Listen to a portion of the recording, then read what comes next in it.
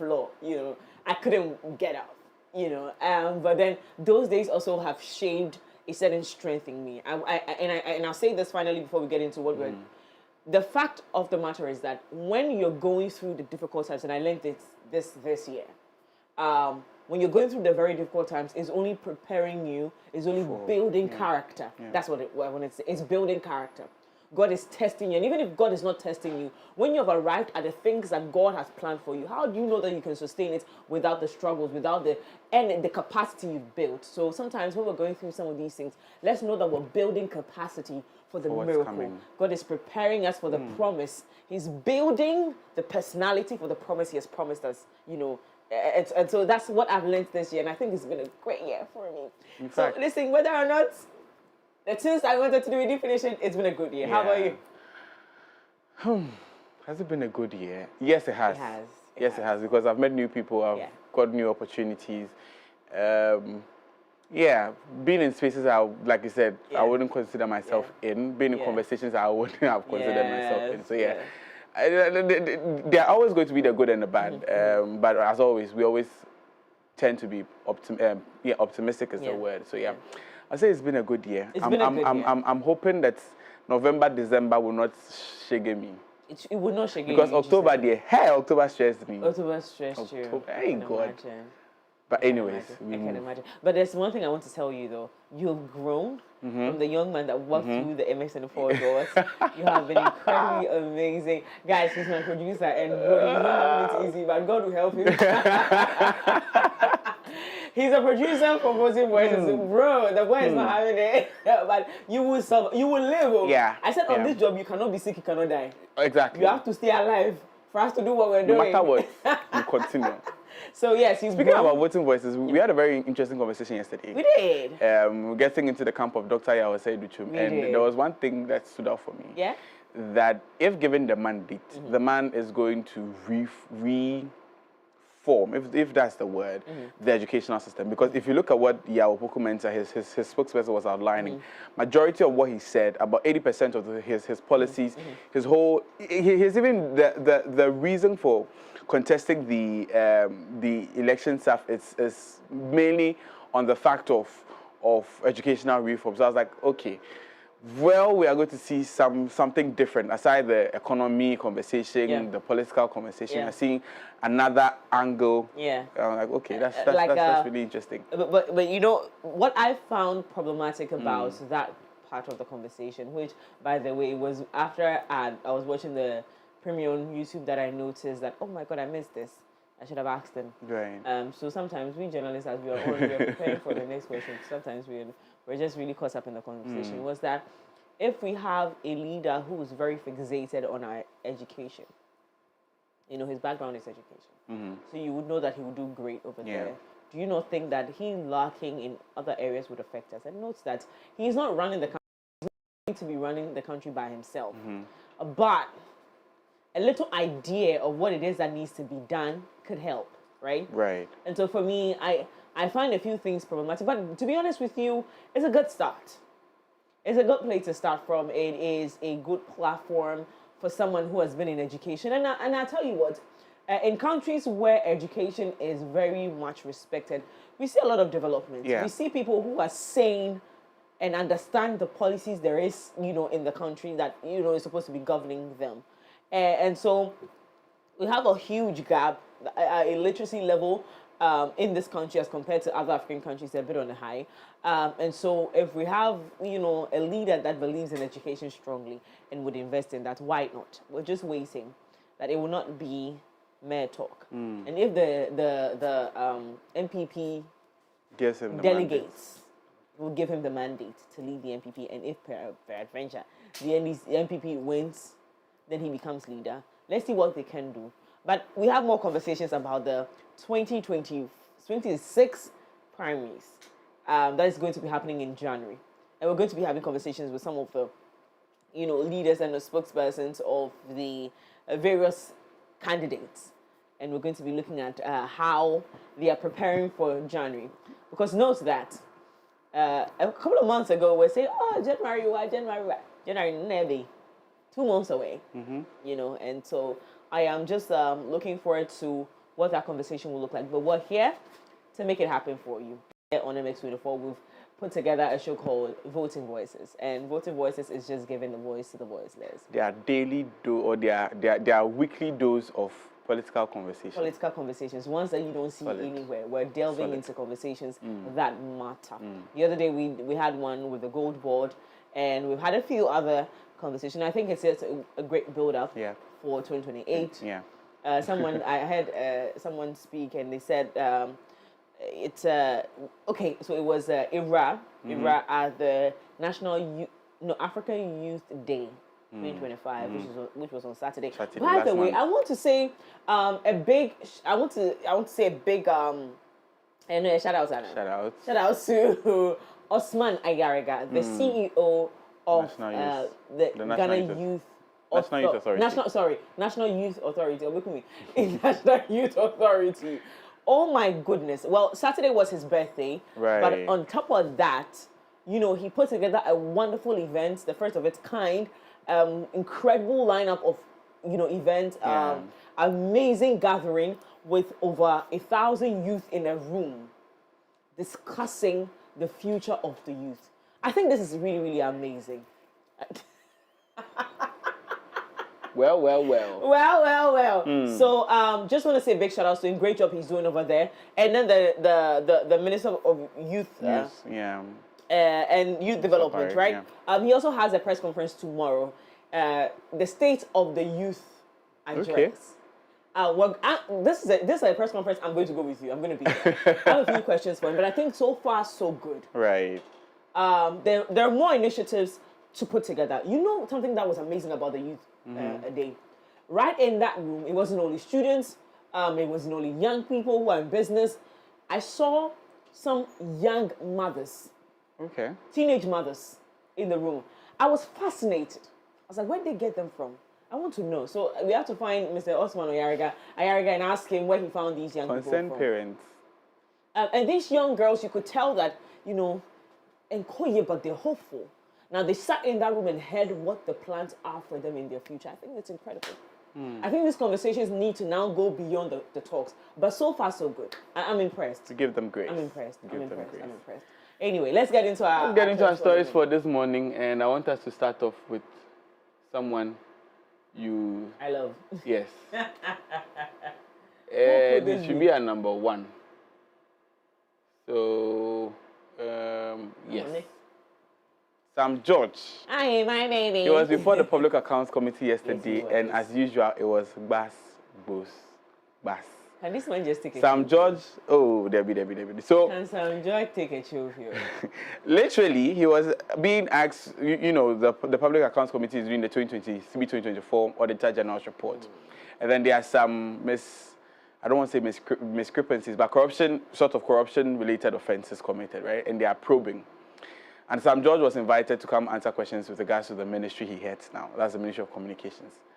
Chairman went to do defense that, you know what, these people are saying it is the SOR government. It started to give an depreciation of the CD led to the then. Hence, Tetteh say he is not to blame for what's happening at the ministry. Just got here. It is the SOR government. And I was like, okay, well, you wouldn't want to come in, but I understand why people are crying, because he sort of politicized the whole thing, right? Oh. And that is where people really are pained. Now, this says in a November 3 Public Accounts Committee hearing chaired by Abban Osei as Communication Minister, Samuel Nate George attributed Ghana's post 35% operating expenses increase and 52% administrative cost rise in 2023 to financial mismanagement under the previous Akufo-Addo administration, specifically citing CD depreciation that doubled foreign exchange payments for internal shipments. Osei Asari interrupted George's remarks, naming former officials like Ken Oforiatta and Dr. Mahmoud Bawumia, urging a focus on fact-aimed room shackles. Auditors also highlighted payment irregularities at Ghana Post, underscoring ongoing economic challenges from the 2023 crisis. You want to take a look at it? Let's take a look at the video. In one word, the mismanagement of the economy by the Akufo-Addo administration. because a lot of the increases, you know, Ghana Post pays a lot of airlines for the transporting of the parcels that we send to Europe and the United States, and we pay that in dollars. So when you saw the mismanagement when Ken Oforiatta, Abban, and co were at the finance ministry, and Dr. Baumia in charge of the economic management team, you then saw that... Respectfully, Minister, stop it right there. Just go straight to your question and answer, and don't be name calling. You understand? Minister, please answer the question. Oh, when this was there, Miss... Oh, Minister, I don't think that is how we should be here. You are here, you have been here before. I have been where you are before. Let's just go straight to the point. I'm guided, Chairman. Thank you. So in 2023, when the CD depreciated, you realize that because we're paying in dollars, if you were paying a fee of $100 to an airline and the exchange rate was 8, our expenditure would have been 800 cedis. And then when it went to 16 in 2023, you then have the challenge that your expenditure now becomes 1,600. So that's what accounted for that. So it's the forex losses, you know, yeah. But I'm sure that when you see the 2025 financials, you realize that even though we are doing more volumes, our expenditure would have dropped, because now with a better, stronger CD that's trading very favorably, you realize that our forex expenditure will be better. Thank you. Okay. I know. I heard people say that Madam Asari is it's firm. Mm-hmm. I mean, there are times when I don't quite like how she approaches situations. But when you find yourself in the midst of men, who are tough, somehow women think that they have to be tough too. Right. But I tell you what, this is a trick. If you show up in your grace and you're prepared for every conversation, mentally, academically, why you're sharp, you don't have to throw your weight about. I'm saying this, and this is away from what we're looking at right now. Because I've watched her posture many times. I'm not exactly a fan, but it's okay. I mean, she's there. She's Madam Chair. Right. What can you do about it? You can't do anything about it. She's Madam Chair. She's attained. She has actually earned that position. I'm just saying this outside this, that, I mean, we've had a lot of conversations around now. Women want to be men now. No. You see, when we show up in positions, let's be graceful. Let's be soft. Right. That's where our power is. But with regards to her, I've followed. I don't know why I've been keen about this particular Betty, because anytime I scroll on social media, she is the one I see, and the way she gives it out to whomever is in the seat, and I sort of, I won't say I like it. Okay. But you like hot girls? I like that. No, I think that because she's a woman, people would or intend to, I don't know how to say it, but downplay, bully her. So then she tries to spread her claws. But, well, I'm calm, but I could be that. You know, you can be that now. I used to be that. Trust me, I used to be this. I used to be vice. Right. I believe there's grace in, and we need to equip ourselves up here. We need to shine. I say this: if you are equipped, shut. Charlie, daily dose of him, Jeff. Daily dose of him. Well, you release it one baby. I don't mind you're confused. And that you're coming at them, right? But you're coming for the conversation. Let's begin to address issues rather than addressing personalities. I think women, we do that now. We're very defensive now, but it's okay. A system now is ideal. Anyways, away from that, Nigeria. I don't know if Trump. But let's exclude conversation because we are us here at MX are Christians, and seeing what's happening in Nigeria. How do you feel? It's terrible. How did they get there? How did we get here? And this was happening silently. Oh yeah, it's been happening. So it has been happening. Is this young man on social media, very dark man, who has been talking about some of these things.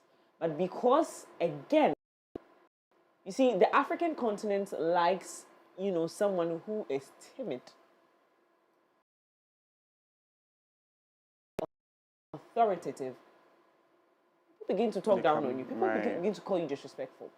What Very Dark Man has been doing so far has been to advocate for the well-being of Nigerians. He spoke about, I went back to watch that video. He spoke about how Christians' lives are at risk in Nigeria, in some part of Nigeria, and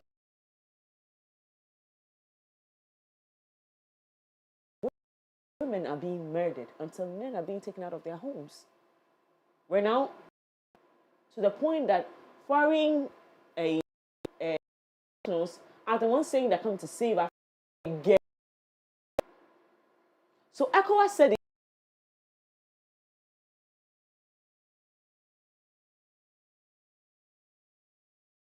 in Tanzania. They haven't heard Nigeria killed Just because they're just Christian. because of their faith. Now, this body, should we just close them down, knowing that they are, for lack of a better word, to us? Because the African child has no confidence in these organizations. What have they done so far? Well, if they have done anything, let us know. Is Trump now speaking about Africa? Like, why? The fact that he even wants to bring his own age. Can you imagine? Charlie? So AU, ECOWAS,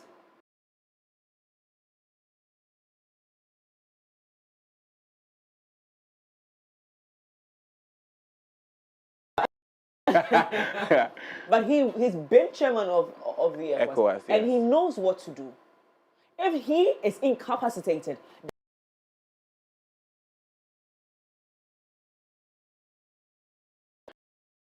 So this is a post coming in from Mighty Mohammed. This was the man that has relentlessly raised his voice about the genocide till a overseer or a popular pastor. He is Reverend Dakolom from the Plateau State. He is the true hero of Christian faith in Nigeria. He is a hero. Indeed. Okay. Indeed.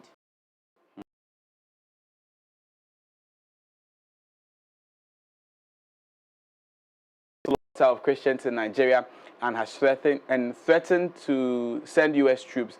But unlike white South Africans, he didn't create a refuge path for Nigerian Christians to move to America. Okay. So, when the whole Trump conversation started in South Africa, there was a sort of gateway for whites in South Africa who want to flee South Africa to the U.S. Now, people are asking, why is Trump not giving the opportunity to Nigerians to sort of, quote unquote, flee Nigeria, Christians who are being persecuted in Nigeria, flee Nigeria to the US, rather wants to send in troops? That's the question Larry is posing this morning.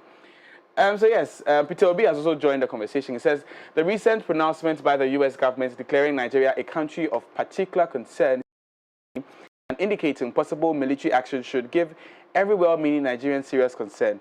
There is no doubt that Nigeria is experiencing an unprecedented level of insecurity with attendant carnage and the most shocking loss of lives and property. According to Amnesty International, over 10,000 people have been killed in Nigeria since May 2023, and as I have repeatedly lamented, the unwarranted and unprovoked killing of Nigerians is most condemnable, and all efforts must be made to bring it to a stop. It is equally important to state that the terrible situation is significantly avoidable with competent leadership and governance. While the insecurity did not start with the present government, what is most unfortunate is the lack and absence of competence, commitment, prudent use of resources, patriotism, and passion on the part of the APC-led government leaders to effectively galvanize and lead Nigeria where no one is unwarrantedly oppressed and killed. A nation where peace, truth, and justice reign. As democracies, Nigeria and the US have long been strategic partners committed to regional peace and security. That relationship should not falter. The present situation calls for constructive diplomatic and other plausible engagement by both nations aimed at addressing the prevailing and disturbing security concerns. both countries must work in concrete and expeditiously, in concert and expeditiously towards the purpose. Coming in from Peter Obi. Do you think that Nigeria and the US could work this out? They don't need to work anything out. So This is Nigeria. This is African business. Can we just do anything to help the African youth without having to involve the Westerners? So that the goal to be independent of all of these things, you know, I don't understand. Do we really, really honestly need the West to help us in this situation? If push comes to shove, yes. They can't work together. Do you think Nigeria has reached that point? Not to cut you, because looking at the statement coming in from Peter Obi, since 2023, over 100,000 people. And did you know? I actually knew that this has been happening for some while now, but as to that amount of people, but this is a small chunk of people that know about 100,000. Yes, exactly. Most people do not know. I think that Nigeria hasn't done well, and when I say hasn't done well, in terms of the advocacy, lauding what is happening in Nigeria, because for this recent happening, we wouldn't have known what is happening in Nigeria. If this pastor didn't speak up and note that. Right. He's not the only pastor who has said. So now that he's speaking up, let us shamefully add our voices. Can we? And I was asking Sedina if Ghana should be concerned. He said, yeah, we should be. Security-wise, we should be concerned. Immigration-wise, we should be concerned. And it's shocking how we haven't heard anything coming in from our security agencies. First of all, to be honest with you, we're handling our business too. But Nigeria needs to know that this is not only a fight against Christians, it's against Nigerians that they pledged, the leadership of Nigeria pledged to protect. You get what I mean? Yeah. And so I think it is time for the Christian bodies, for the popular pastors who can gather millions of people at a time to rally behind this man of God and see what we can do with this. Because it's not a genocide against only Christians. I'm telling you, it's just really heartbreaking. Let's get into our stories, bro. On that note, let's get into our stories and talk what's happening here in Ghana, beginning with the Office of the Special Prosecutor, because he has summoned 3 top officials from the Ghana Revenue Authority in connection with ongoing investigations into the controversial GRA Strategic Mobilization Ghana Limited Revenue Assurances contracts. Now, those invited or persons invited by the office include the Commissioner General Anthony Sapong, Assistant Commissioner for Finance Celestine Annan, and Technical Assistant to the Commissioner General Kenneth Ej Tua. Now, their summons follows the arrest of Freeman Saba, the acting head of legal affairs at the GRA, for alleged corruption and obstruction of justice relating to the same strategic mobilization deal, that's the SML Limited SML deal.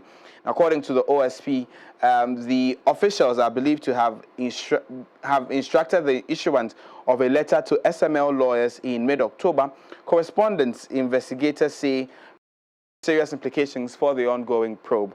Now, the OSP says preliminary findings point to corruption, abuse of office, and procurement breaches in the award of the contracts. Now, the Special Prosecutor, Cycil, has hinted that the prosecution of key officials, including former Finance Minister Ken Ofori-Atta and former GRA Commissioner Generals, could begin before the end of November 2025. Keep you updated on that progress, and also as they've been invited for investigations or summoned to the Office of the Special Prosecutor, I want to stay glued to mx24online.com as we bring you updates and highlights of their meeting with the Office of the Special Prosecutor later on in the bulletin. But let's turn our focus to what's happening in the Esutufi constituency, as the Member of Parliament for Esutufi North, Ebenezer Kweku Ado, has been invited by the Criminal Investigations Department to assist with investigations into an alleged obstruction of the Anti-Illegal Mining Task Force, popularly known as NIMOS. And the invitation follows a clash between NIMOS operations and a group of youth at Broni Chrome in Wediem. Now, the confrontation erupted after 2 suspected illegal miners were arrested and several vehicles and weapons seized. The police later intervened to restore calm. Meanwhile, Mr. Ado has denied claims that he incited the youth against the task force, and he is expected to report to the CID today, November 4, 2025. Now, on your screens is the clash between NIMO's team. There you see the military personnel, NIMO's team, and then the youth of Kofi Krom particularly. Now, it is said that the Member of Parliament, Ebenezer Kweku Addo, is the one, or is fingered to be the one at the heart of this particular altercation between NIMOS and then the youth. Now, how did this all begin? Well, according to reports, NIMOS picked up 2 illegal miners identified as illegal miners, picked them up and then took them to a police station where they were in custody. Now, while they were there, it is said again that the Member of Parliament led a delegation of about 600 youth to this particular police station to demand the release of these 2 individuals who were picked up by NIMOS. Now, these men sort of attacked, not even sort of, they, according to reports and according to this video, there you see NIMOS. So NIMOS is the military team. There you see them beat up these persons and until they are shoved into a vehicle and then departed from this police station. Now, yesterday, the Member of Parliament for the constituency put out a statement distancing himself and denying the claims of being fingered to be at the heart of this particular conversation. Let's walk you through the details of the statement released by the Member of Parliament with regards to this particular incident, and then walk you through the arrangements released by the IGP. And it says, Office of the Member of Parliament, Honorable Ebenezer Kweku Addo, Isutifi North constituency. And it reads, to the good people of Isutifi North and the general public, I am compelled to address the recent unfortunate incident between some residents of Isutifi South and the military task force deployed on national assignments, NIMOS. The chronology of what transpired on the 1st of November 2025 whilst en route to a funeral at Trinsua in the Isutifi South constituency.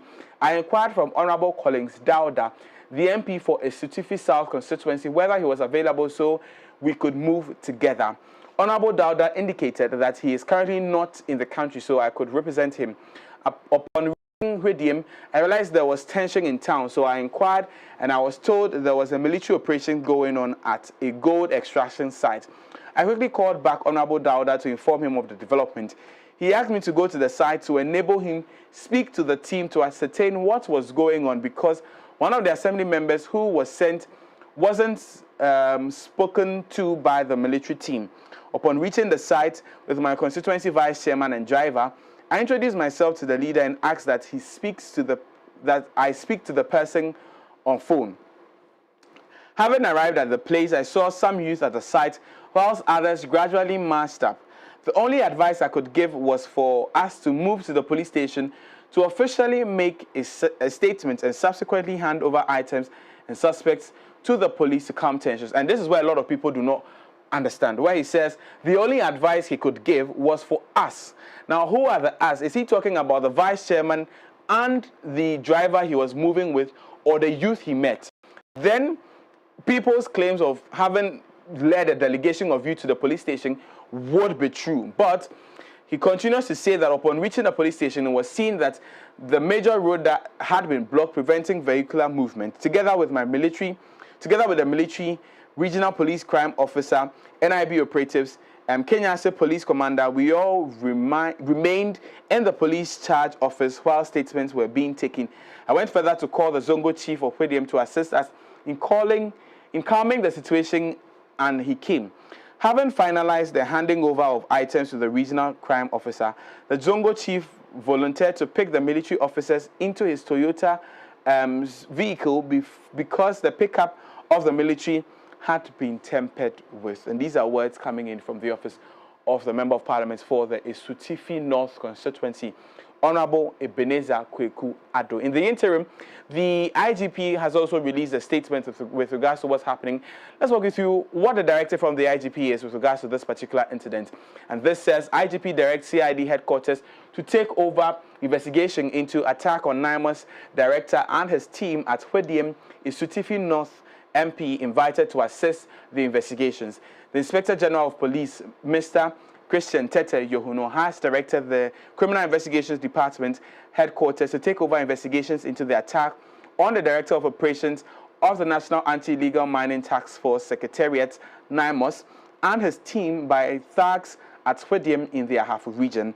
The Member of Parliament for Isitufi North, Honorable Ebenezer Kweku Addo, who is alleged to have incited the mob and obstructed the NIMOS team, has been invited to assist with ongoing investigations into the incident.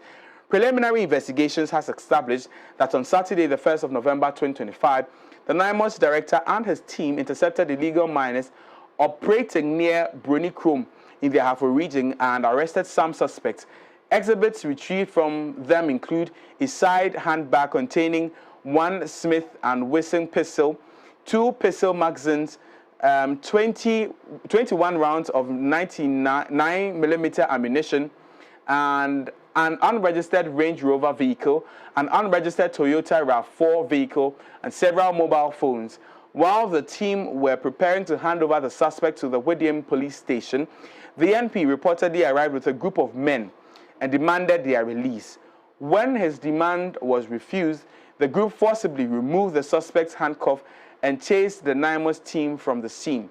A mob numbering about 600 allegedly incited the NP.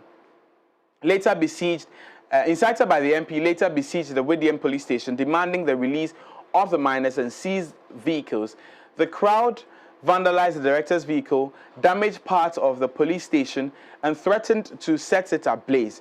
Reinforcement teams from the Ahafo Regional Command were deployed to restore order and prevent further destruction. Calm was eventually restored through the joint efforts of the police, the military, and the Zongo chief of Hwediam, who helped mediate the situation and facilitate the safe evacuation of the NIMOS team.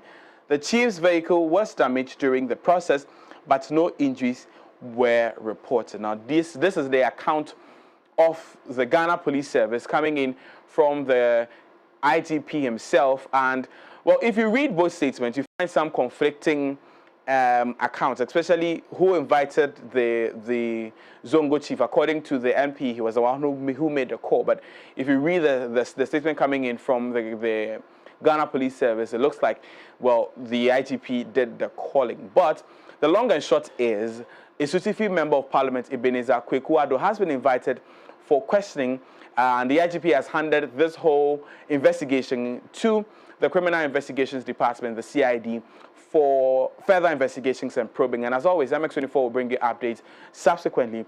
As and when the NP appears before the committee, we would bring you updates. But we also know that the Bureau of Public Safety put out a statement yesterday calling on the Speaker of Parliament to also intervene in this particular conversation, given the fact that the man at the heart of this, or the man fingered at the heart of this entire conversation, is said to be a Member of Parliament, and therefore the Bureau of Public Safety is calling on the Speaker of Parliament as a matter of urgency to address these concerns, or if not to address these concerns, to voicing these concerns. As always, we bring you updates subsequently, but there's more news when you visit mx24online.com.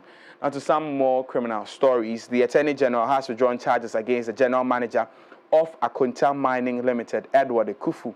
Ekwako. So Mr. Ekwako was standing trial alongside MPP Ashanti Regional Chairman Bernard Entry Bosiakun, popularly known as Chairman Wontumi, for his alleged illegal mining and tree felling in the Tano Nimrem Forest Reserve. Now, both men have pleaded not guilty and were on bail, while 2 other suspects remain at large. Now, Ekwako was accused of facilitating illegal mining and the unauthorized cutting of 300 trees in the protected area.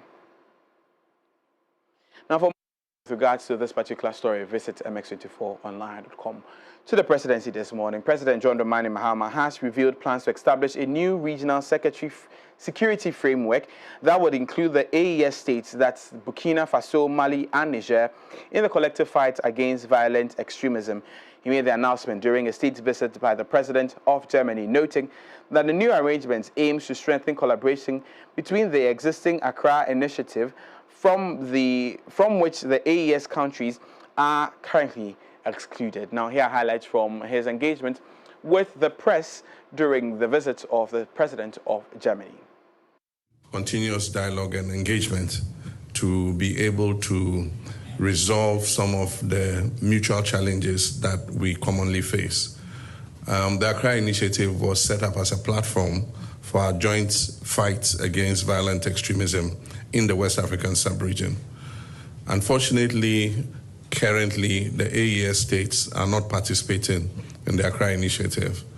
And so what I've been engaged with is seeking a new platform that can bring them on board, because the fight is not theirs alone.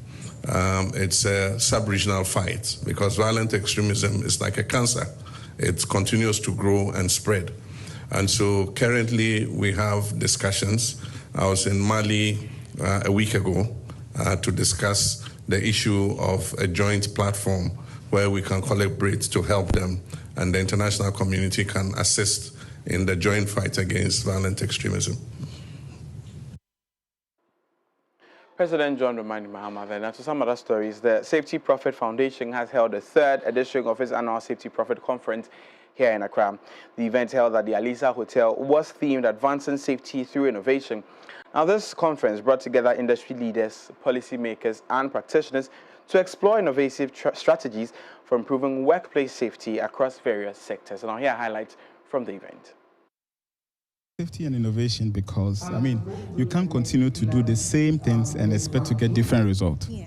Time is evolving. Things are changing. So we've gotten to a stage where we need to change the way we do things in order to attract different results. That's the reason why we have to innovate. Health and safety over the period has been paper-based, where you find a lot more people reporting on papers and things like that. With the innovation coming in, they have developed a lot of AI, virtual realities, applications that are supporting health and safety conversations. So this is to discuss that and see how best we can innovate to develop, or we can innovate to be profitable. Because even as a business, if you don't even innovate, you would run into losses. So you want to innovate so that you get to that stage where you can actually make profit to grow your business. I believe that nutrition plays a critical role in our health and well-being. It's about time we look at nutrition as an investment and not costs and ordinary expense. We need to have a shift in our financial focus. We are made of nutrition, proteins, carbohydrates. We are built of cells. You need nutrition to keep going. For most businesses, we are looking at productivity. And so it's very important that we mind what our assets, our employees are consuming, which will make them healthier, which will make them more productive, which will give them stable energy, which will give them sharp focus so that they can perform adequately. So I believe nutrition is very important. On to some other stories. Water brand Jibu has expanded its operations with the opening of a new franchise at Community 25 in Tetteh. Now, the new outlet is part of Jibu's mission to provide safe water, clean and affordable drinking water to Ghanaians. Now, company representatives at the launch expressed excitement about the expansion and assured residents of quality service and reliable access to purified water. My colleague Natasha was at the unveiling of this new franchise and found Jibu Water Company has opened a new branch at Tetteh Community 25 as part of its expansion drive to make safe and affordable drinking water accessible to every Ghanaian household. The opening ceremony brought together management, staff and community members to celebrate what the company describes as another step toward promoting clean water entrepreneurship. Branch manager Daniel Dake says the new outlets will provide convenience for residents by delivering water to homes, and the branch provides up to 20-liter dispensers and refills to the homes without dispensers. Limitations when it comes to access to shops or grocery shops for people to even go and get water. So once we are here now as a factory, we are going to go to the people. You are talking about accessibility. We want convenience for the people too. So you can come here, but one of our unique selling points is that we are going to go to the homes, we deliver to the homes. We have a tap on our SK. That is one of the 20 liters. So when you look at that, that is one of the unique services that we serve to everybody. You don't necessarily need to have a machine, because people think, okay, now you serve dispenser bottles. How am I going to mount this in my house? But we are telling you that we go beyond your limitations. You can just put it on a table, open the tap, and drink Jibu. General Manager Jonathan Zobi noted that Jibu's franchise model was designed to provide safe drinking water to communities making it accessible and creating jobs for people. He also noted that the model allows for the company to cut down and say. So as part of its footprint within Greater 25 because of the density of the population and the growing number of the class of people within this particular area. When you look at 25, you have a lot of the middle class, upper class, setting up their homes within this area. And as part of our business model to be able to reach out to the middle and then the upper class, Jibu found it necessary to set up our production site here so that we'll be able to provide safe drinking water to this community. As you know, Ghana Water is having issues in terms of connecting water, safe drinking water to some of these locations. So as part of the process to be able to ensure that these communities have access to clean, safe drinking water, that's why we decided to set up our production site here. How does your franchise model work and how is quality maintained in general? So with our franchising model, what we do is that we partner with any local entrepreneur that's interested in building a sustainable business. So in terms of how it works, for anyone that's interested in being part of our franchise model, you come in, you become a reseller, and after a period of time, you are vetted. The whole idea is to be able to give you the opportunity to understand the business model before you go in full-blown. So as a result of that, once we do that and you are very clear, you go through several processes, and then we pass you. And then once you're done, you pay the franchise license fee, and then we set you up, and then you start production. The whole idea is that we want to be able to maintain the quality and the standard of Jibu and set up this mini production sites across Accra so that in terms of making sure everyone is able to have access to clean, safe drinking water, they can do that without stress. Noted that the model allows for the company to cut down carbon footprint in an effort to keep the environment safe. Some customers who attended the event expressed their thoughts about Jibu, describing it as tasty and taste of it, and also the fact that they are not using the sachet water. That's also helping to reduce waste in Ghana here. Yes. The company says the new branch at Community 25 forms part of its broader mission to expand operations across Ghana, ensuring that clean water is accessible, affordable, and sustainable. A report filed by my colleague Natasha there about the new franchise in Community 25. Jibu has expanded to Community 25. Now, to some other disturbing stories coming in from the north this morning, and we apologize for the videos and pictures you're about to see.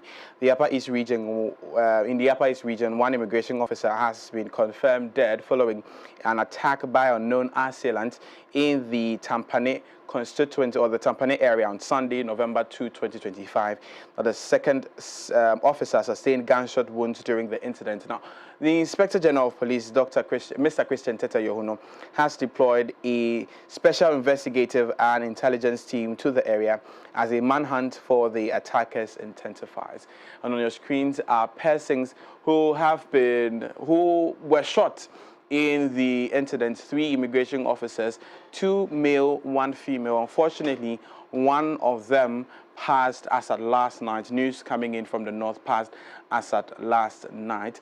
Well, we still do not know what exactly triggered this particular attack on immigration officers, but what we know is that the Inspector General of Police, Mr. Christian Tetteh, has deployed a team to go after the assailants of these individuals who led to the untimely demise of 1 immigration officer and injured severely some 2 other immigration officers. As always, we keep you updated on the progress of that particular investigation and bring you updates subsequently. Now, to some other stories, Alice Talk World has celebrated its 5th anniversary with a major youth empowerment conference in Accra, themed Shaping the Future, Leadership, Innovation and Impact. The event brought together students, professionals, diplomats and industry leaders to inspire young people with mentorship, skills and networks to succeed in a fast-changing world. There's more in this news report. Talk World has marked 5 years of empowering young people through dialogue, mentorship and innovation. The organization held its 5th anniversary conference in Accra under the theme Shaping the Future, Leadership, Innovation and Global Impact. The conference brought together students, professionals, industry leaders and diplomats, all united by a common goal: to inspire and equip young people with skills, mindsets, and networks needed to thrive in a rapidly changing world. Founder of Alice Talk World, Alice Yakubu, speaking to MX24 News, reflected on the organization's growth over the past 5 years, highlighting both achievements and challenges that have shaped its journey. So far, so good. We've done our very best, and we know this is the 5 years anniversary, and it looks like a milestone, yes, an achieved one, but we know a lot of challenges, a lot of setbacks are yet to come, a lot of, something that is going to challenge us to do more innovative ideas or that are yet to come our way. So yes, we know there is more to do. 5 years visibility, but we never gave up. I personally never gave up. So I would even end up by adding an advice that every young person with an innovative idea out there, what you have to do is that keep going. One day you would get there. I never believed and imagined that today I would be celebrating the 5th anniversary of our organization. So keep doing you. But we face a lot of challenges, visibility, funding, and a whole lot. But today people are still believing in the dream, and we are moving.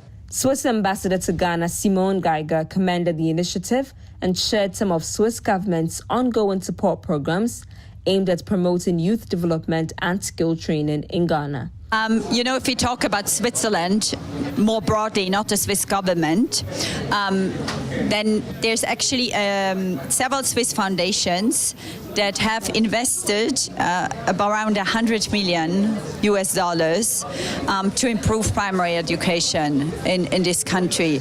And what they try to do is to improve the foundational learning in elementary school and make it more collaborative, make it more also focused on outcomes and learning success. She also called for stronger collaboration and teamwork among young people to drive a more sustainable future. And I think, again, my message would be let's try to find your community, let's try to find your peers who think the same way, and really try to create a movement. Alone you cannot change things, but if you work together and if you bring your message across, if you say look, we are not happy with how certain things go in the country, or we have another vision for our country, or we want jobs, we all want the same things in life. So I think you alone as a single person, you will not achieve anything. But if you work together, if you're intentional about creating that kind of movement and bringing the message across, I think then you are a very, very powerful source. Also speaking to MX24 News, youth advocate Parkwisi Folson encouraged young people to build confidence and believe in their ability to shape the future. It's all a thing of confidence, it's all a thing of self-belief, or a thing of self-esteem. Those major things, how people see themselves. A lot of people in Ghana, especially the young people, a lot of them are timid. It's not our fault, it's just that our upbringing has allowed us to be that. You do something, your mom's like, hey, even in school, there's something I always say, remember this thing, oh, shame, wild dog. That thing is one of the killers of a lot of people. And so people know the things that people are qualified in certain things, they have the ability to do them, but they don't have the confidence. Confidence comes from the Latin word known as confidentem. That word means trust. So if you don't have confidence, that means that you don't trust yourself enough.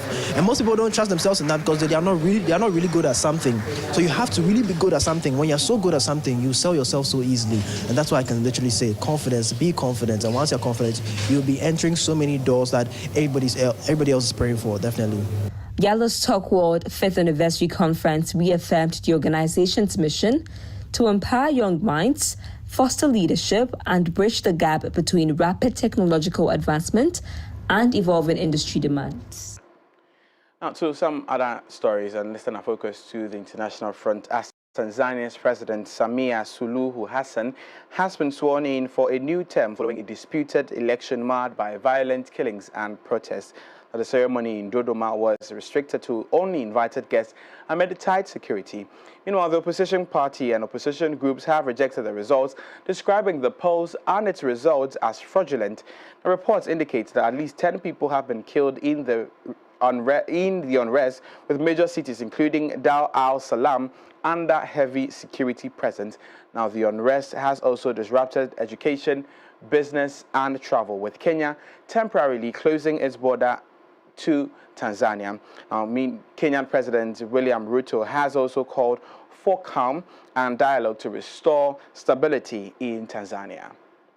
And on your screens is the newly sworn-in president for a second term or for a new term in Tanzania. Her name is President, or Her Excellency Samia Suluhu Hassan, President of Tanzania.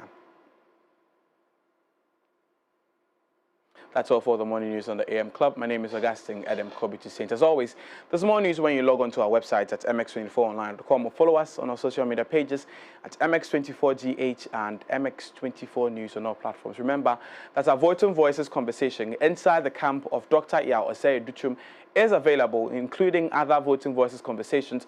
You want to get yourself updated and get to understand how government institutions work, like the Gold Board, what policies Dr. Osei has for the Ghanaian people, especially the youth, if given the mandate in January 2026, and heads to the 7th of December 2028 presidential elections. All these videos are available on our YouTube page. Log on to MX24GH on YouTube and search for Voting Voices and get the latest scoop with regards to these interviews.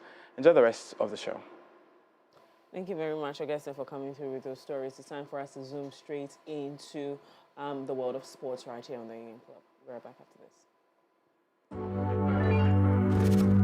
Visit www.mx24online.com for news, exclusive behind-the-scenes videos, up-to-the-minute sports updates, and the latest broken pen stories now. Experience more of MX24 Online. Visit mx24online.com today. MX24. Fun, fearless, and factual.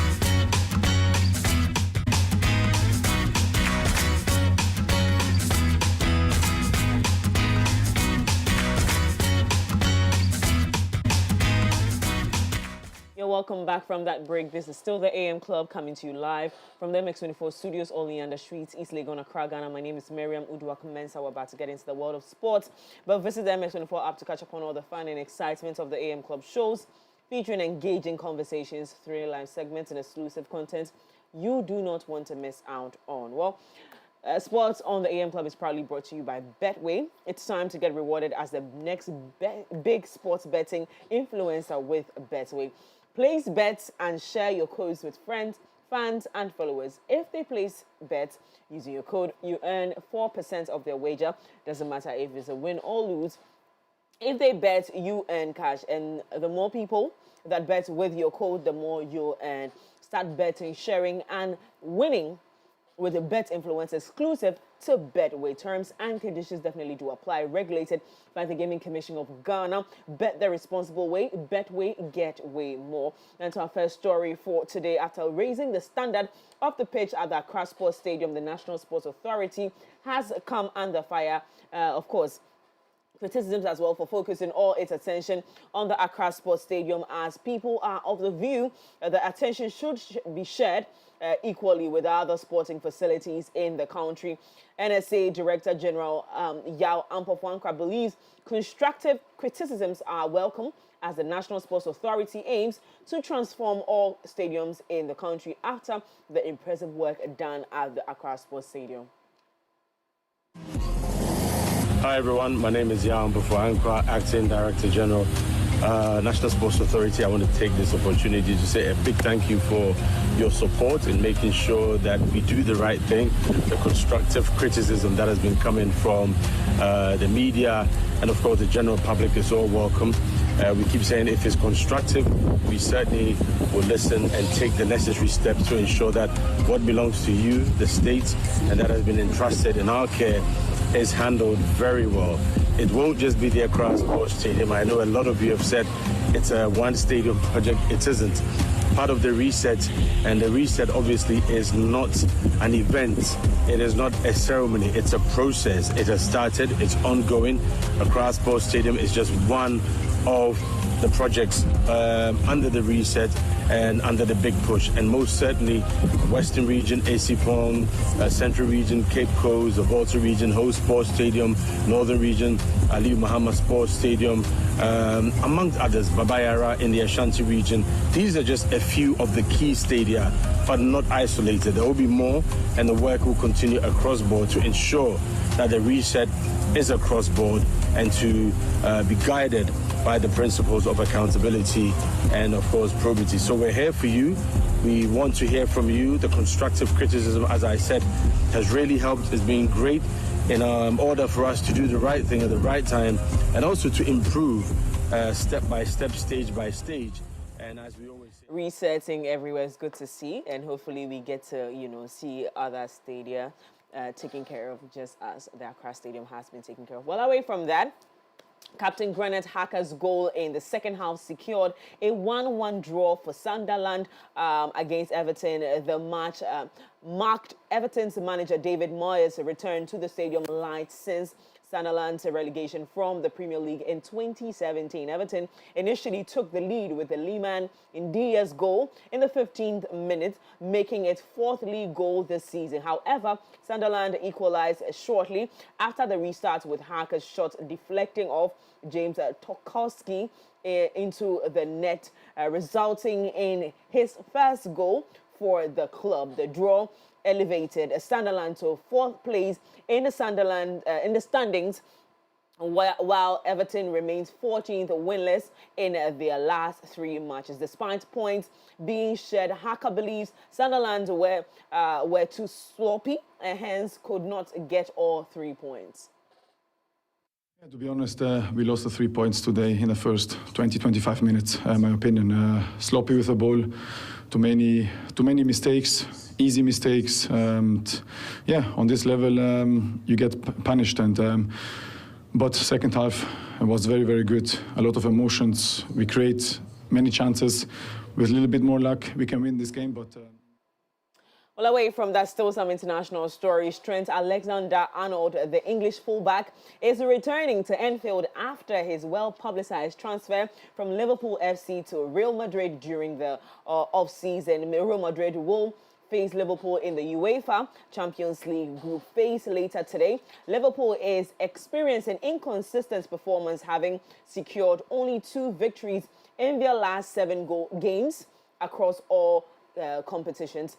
Despite the Reds' troubles, the focus remains on Alexander-Arnold's return, especially following a less than favourable exit from the club. Midfielder Ryan Gravenberch has commented on the situation, assuring that he will greet his teammates warmly during the match. Could play against a former teammate in Trent Alexander-Arnold. What kind of a reception will he get from you guys? What kind of a reception can he expect from the fans, do you think, as well? From the friends, I don't know. But when I see him, he's obviously a friend of mine, so I will give him a hug, of course. Have you had any messages with him? No, not a lot, not yet. So it's nice to see him tomorrow. Now let's do some basketball action. Despite the trial of Luka Doncic, Austin Reeves and LeBron James all being out with injury, the Lakers had one of the most memorable games or wins in recent years, knocking off the Blazers 123-115. Nick Smith Jr. caught fire in the second half, pouring in 25 points on 10-15 shooting overall. The 5-6 shooting from range. Nick shared some thoughts on how it feels to step up for the South-handed Lakers. Coach JJ and the coaching staff believe in me and believe in this group. No matter who we got, our best players out. Let's come out here and compete and win. And I feel like we did that today, and we got to keep it going. I mean, look, you're on a two-way. I know you're battling to get a full contract in the NBA like anybody else would, but the main focus being the team. Nonetheless, what does it feel like to come through in a moment like this? It's big for me, man. Especially having a coaching staff. It just give me the utmost confidence just to go out there and play my game. And my teammates is. Definitely done a good job with me, just leading me in the right direction, and I'm learning a lot, man, and I'm just happy to be here. 3 short of your career high. Take me through the back-to-back threes in crunch time when Portland was trying to push on you. You know, I was open. I think Smarty was driving down the lane. He got created too, and I was open. I just took the shot, and you know, the last one, I think it was just a heat check moment. I was open, so you know, I took the shot.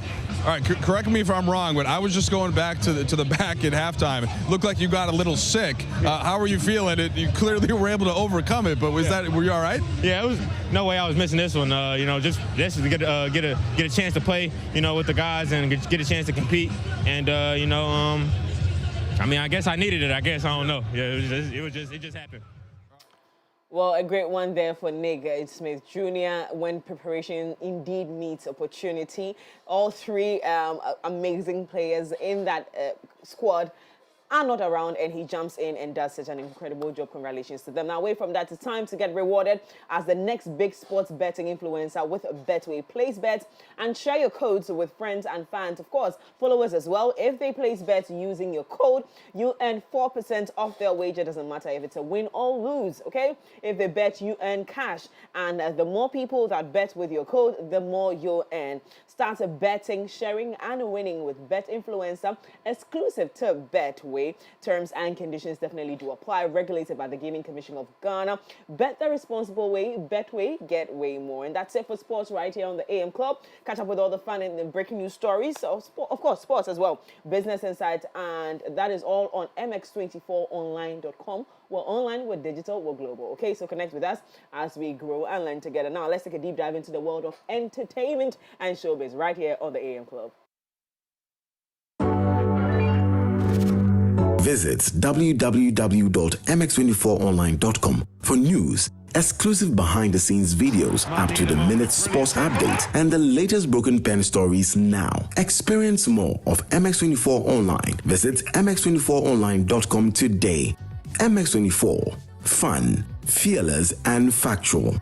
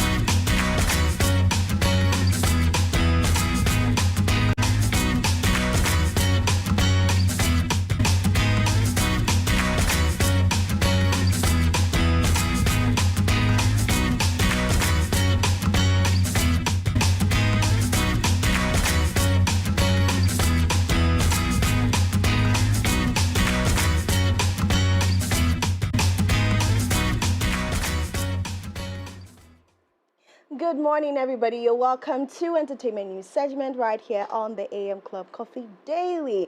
My name is Daphne Flashy, and as usual, I get to give you everything entertainment and more right here in Africa, in Ghana, and beyond. Today I changed it. It's fine. Good morning. Good morning. How you doing? Very well, thank you. How are you? I'm good. What's in the world of entertainment? Well, let's get straight into it. It looks like there has been some violence here and there in the Ned Noko household, because I don't know if you've heard it. Unfortunately, is it unfortunate? Ew. Oh, I find it very disheartening that such a union that we're all excited about. In fact, some of us wanted to marry our ancestors because of this. I'm sorry. I promise. It was so, oh my God. It was supposed to come out like that. Oh God, please tell me. I didn't want to laugh, but what has he done? Take my words back. What has he done? It wasn't supposed to sound like has he been chasing you in your dreams? No. I think it's very heartbreaking. No, I get it. Because from okay, talk. That's something to say. See, Regina is a child. Yeah. Whatever you do, that girl is a child. She's a child. Yeah. You cannot deal with a child like you're dealing with an adult. A grown adult. Right. She's a child. Ned should know better. Even that, see, he lost me on that first statement he brought out. Okay. He lost me completely.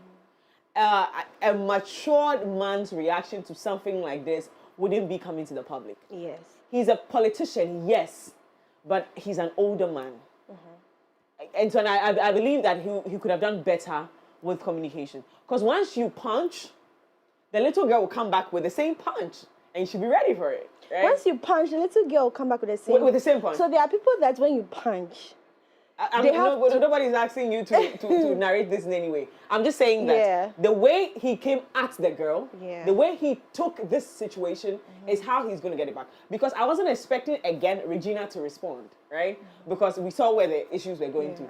But if you start touching family members, and it is because they married her, of course. Problem. And you see, people don't know this. A lot of people don't know the situation with Ned and Regina. Yes. But Regina cannot marry again. She can't marry again. She can never marry again. So there's a ritual in there's a ritual that in Nigeria that when you take part in that ritual, whilst getting married, I think it's also done in Ghana. I think in the Volta region. Okay. You cannot cheat on your husband. You cannot be married after they are dead. You cannot, marry. You can't divorce them. So who helped her make such a... Okay. When they did it, at the time, people complained that why is a little girl marrying a 70-year-old and you're making her do this? Now we see what the outcome is going to be. The precaution. Because because she has taken that oath, she cannot marry again. So that's why all she has done is just pack her bags and then... She cannot do anything beyond that. Wow. So it is alleged that what might happen to her is that she might go crazy, she might go mad, or she would die. And it is all on her. The man didn't take an oath. Mind you, the man didn't take an oath to stay loyal to her. The double standard. Yes. So unfortunately, this is the furthest they can go. This is the furthest they can go. Unless she goes to meet God. I don't know how these oaths are broken. But again, based on some research that we did on this issue, it hasn't been able to successfully work for anybody who has tried to reverse this kind of curse. So unfortunately for her, she's stuck. So now she's stuck with seeing her sister and her brother Everybody in else jail. go down. She's stuck with seeing all these things. And guess what? Finally, after Regina Daniel's mom, keeping quiet because, of course, a lot of people have come for her saying that you took your daughter into this. There's a video on BBC Pidgin where she said that she didn't even take it. Regina Daniels wanted to marry him, but it was a lie. And so, with that being said, now it looks like it has reached her here. So there's a video of her yesterday sending a stern warning to Nedunoko, opening things, being violent and saying things that what money does he even have? That Regina is even the one who had to sponsor him with $50,000 during one time of his campaign and many more. Guys, don't let me see what I want to. But I mean, look at Ned. Jesus. Okay, well, let's take a look at the video and we'll be right back. A crown. You wanted somebody with a high star so that they can boost your falling star. You wanted a high star to boost your falling star. I swallowed it, I kept quiet. I was covering you. Now, in fact, you have the same way you went up, you will come down. If you think you can bite the finger that fed you, you will go. People are saying money. Which money? Which money? Because I'm covering you. The engineer will come out by Odogu. You are making it to feel like feel funky. When you're going for election, how much did Gina give to you? 50K. How much did Gina give to you? $50,000. $50,000. That's not the contract I gave to you to support your election. Yeah, people are saying that is it choice? Not and the one I supported you with. All my resources right inside your election. You are because people are saying no because of the gold digger. What digger was covering your shame? Go and see that worker students if they are looking like billionaire students. Have you not seen it? Mom, we have seen it too. Okay, that was a lot. You're shaking, taking aback. So for the people who are looking at marrying older men, just these know are that some it of the comes results. with, See, it's not like all older men are like this. But you see, just as they are troublesome younger men, they are also very, very troublesome older men. Some of them, they are battling with insecurities, others, because I don't see how a well-meaning old man at 70 want to imprison a child at 19. I don't see where that works. But okay, the deed has already been done.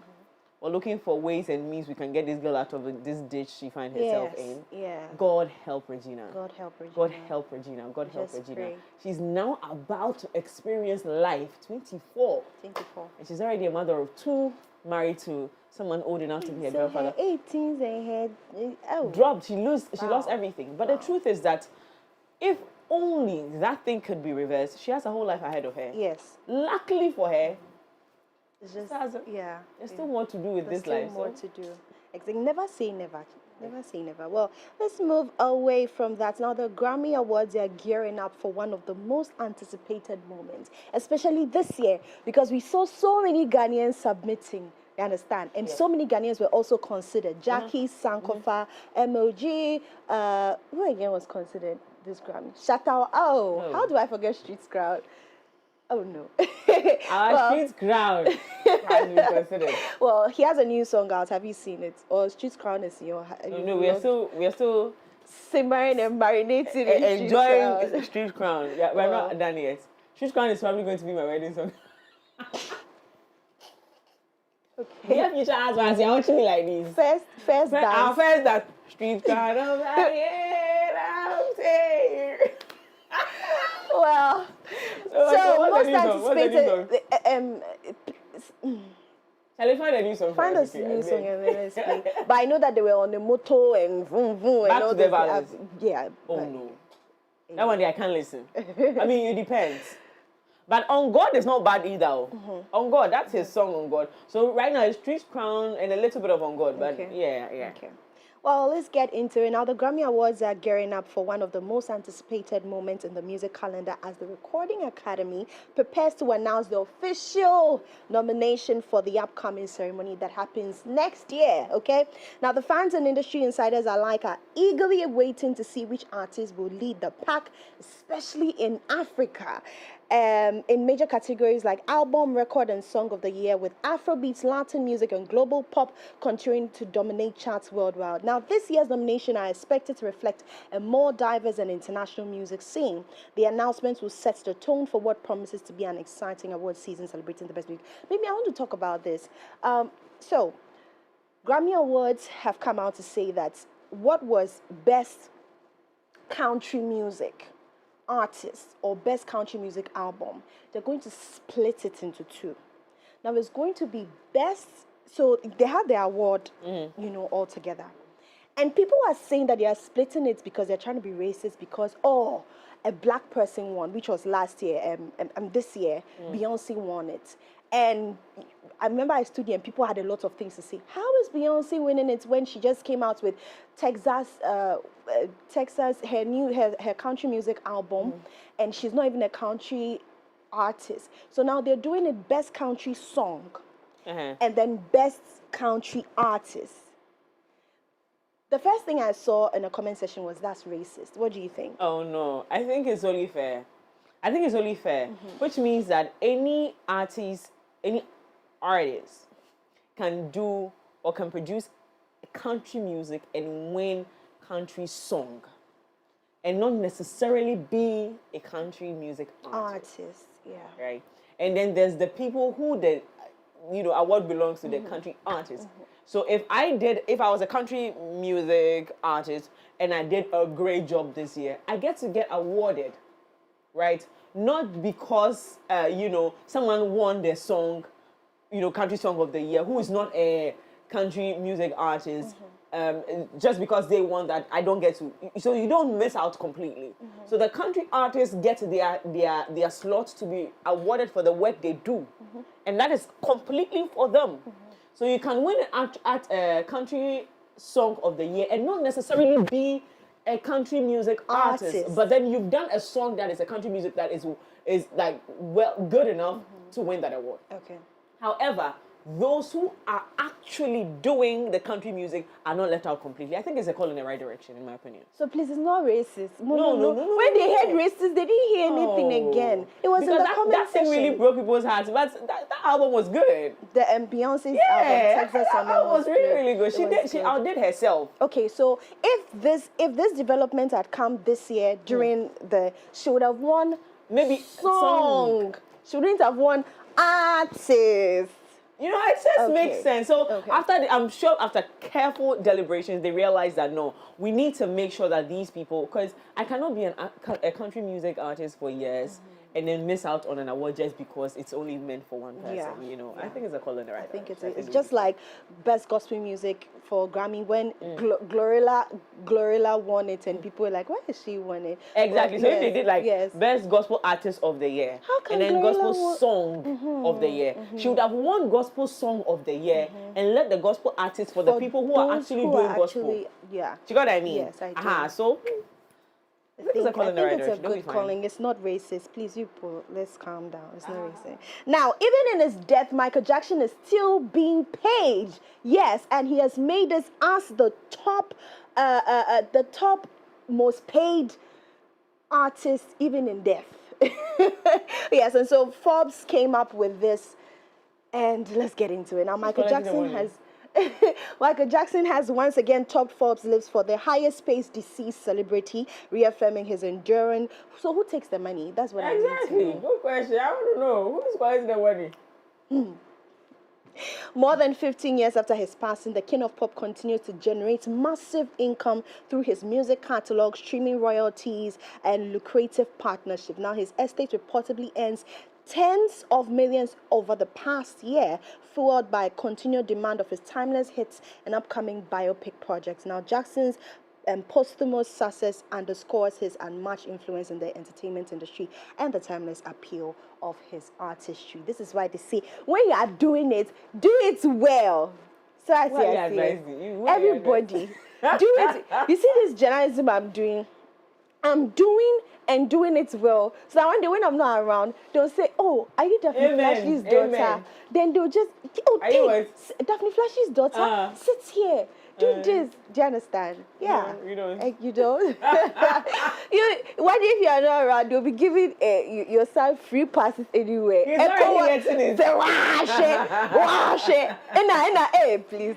So that's it. Oh, but there's a legacy worth emulating, honestly. This is really, really, really beautiful. Oh, one last thing. I just found out Michael Jackson didn't go and then scrape his skin as we were told. Because he didn't. He had vitiligo. And then he decided to work the skin to blend through. People like to be.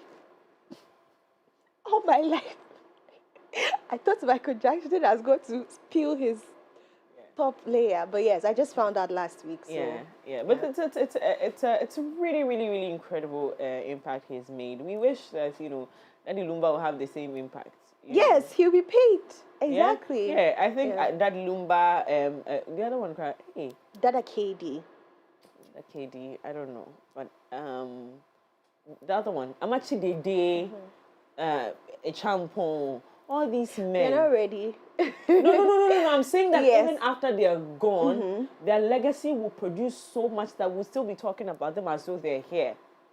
Because the times, they've been on platforms like Michael Jackson. Are you the one who told me that whatever I will do, that? I think it was you told me something like that. Yeah. But that's we can't escape. No, that's what is constant. Death. Yes, you're not sure about anything else about death. You know that whatever you will die. That one is constant. You don't know whether you succeed in life. You don't know whether you would marry. You don't know all these things. That one, it happens to you. But as for death, for sure, walai, everybody will die. So that one is at the it's constant. Some people don't like to admit it, but it's constant. So somewhere in the US, there are people who, get insurance for their death. Okay. So they already they pay for their tomb. Okay. For their wives and their children. Okay. They take insurance for all these things after their death. Some people all are really intentional about this life. Yeah. We're not living it. We're all lying to ourselves that, oh, I'll live longer. Listen, you never know. Never know. You know. So, but this is very impressive. This is very impressive.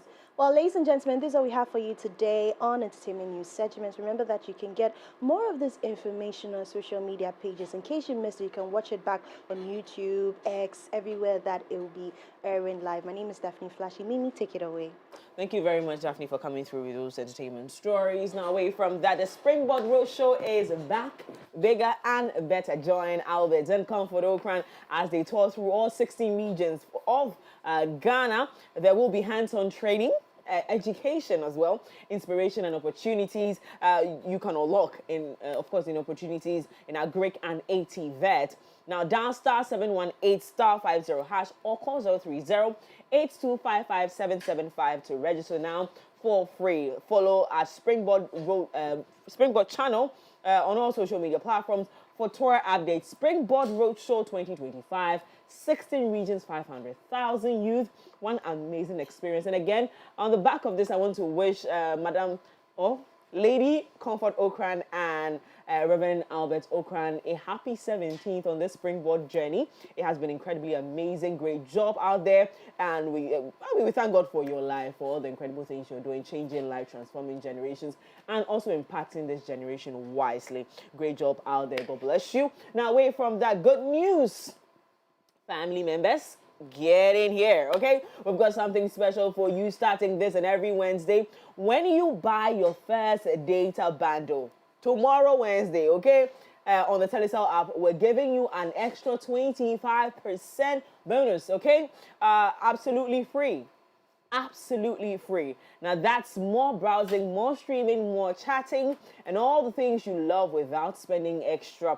Don't miss out. Download on the Telecel Play app this Wednesday. Buy your data bundle and get your 25% on your first purchase.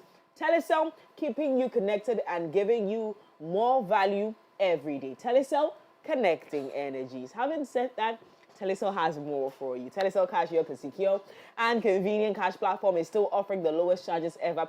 Even better, sending money from Telecel Cash to Telecel Cash, it is still free on the Telecel Play app. So whether you're paying school fees or sending cash to your favorite people like myself, remember you can make payment to all other networks anywhere cash transfer is accepted as means of payment. Dial star 110 hash or download the Telecel Play app today. Na send the keke, okay?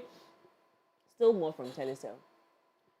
Can you get tired of Telecel? Telecel just has incredible things for you. Well, more data, same old price. The Telecel bundle allocations have been reviewed and now offer 10% more data in addition to the Wednesday bonus. So yes, more data at the same old price. In addition, your favorite 400 Ghana cedis data bundle allocation has increased from 190 GB to 250 GB and does not expire. This means you get to enjoy more data at no extra cost. Simply dial star 700 hash or star 530 hash to access a variety of unbeatable data deals on Telecel. Don't miss out on these enhanced offers. Stay connected with Telecel today. Telecel, connecting energies. And that's it for Coffee Daily, proudly brought to you by Cowbell Coffee. I hope you enjoyed this one. We're about to get into the world of lifestyle. Lifestyle Daily is out here on the AM Club. Are you ready? Well, I was born ready. Let's get into it. Visit www.mx24online.com for news, exclusive behind-the-scenes videos, up-to-the-minute sports updates, and the latest broken pen stories now. Experience more of MX24 Online. Visit mx24online.com today. MX24. Fun, fearless, and factual.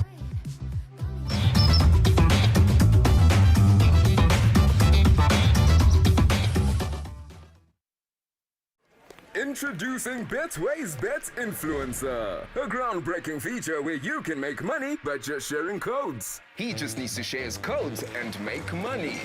The more his codes are used, the more money he makes. Oh yes. So, what are you waiting for? Anyone can be a bet influencer. Share your codes and make money.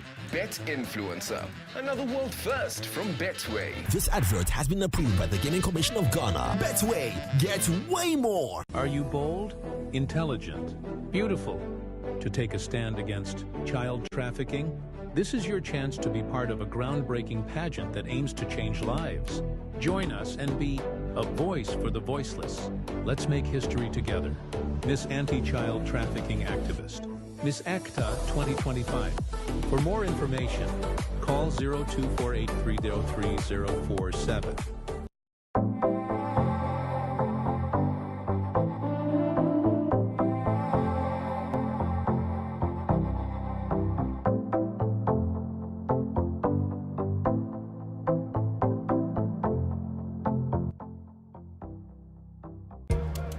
Mini Ojo, from the connection man. The open BR Meso too.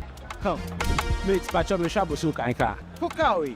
See what kiosk number 22. That's all your brajo. Oh, that's so too. So around. Yes. Mommy, you show our unya so well. Hello. You show our uko boots. See what last stop. That's all your Sister Rose. Hold up. Sister Rose, Miss no customer be. So to the mommy. Also, unya so spot. See what circle. Boys me. Nyanya walk up. You sound. Bro, I didn't fall from 6 p.m. Shut. Let's so too.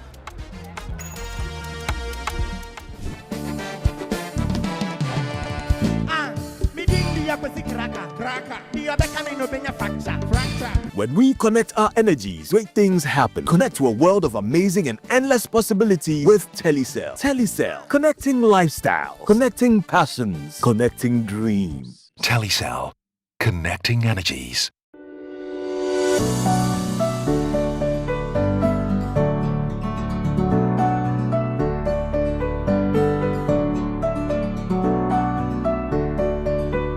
Wow, this will taste so good.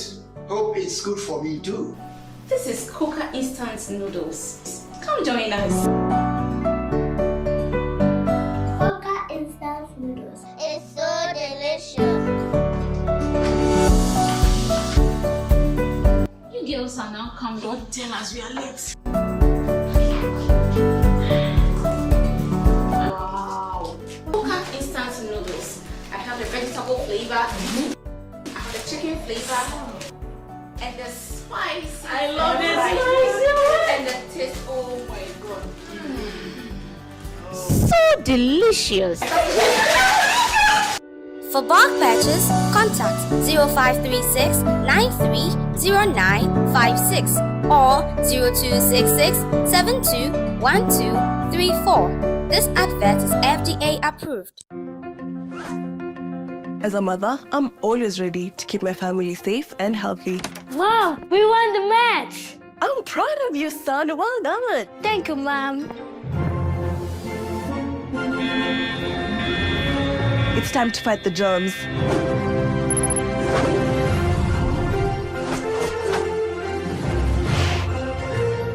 Jamo soap? Hey there, little hero. Miss Jamo? Want a football match? Yes. Now it's time to win against germs with Jamo Shower. Jamo, it's all in one.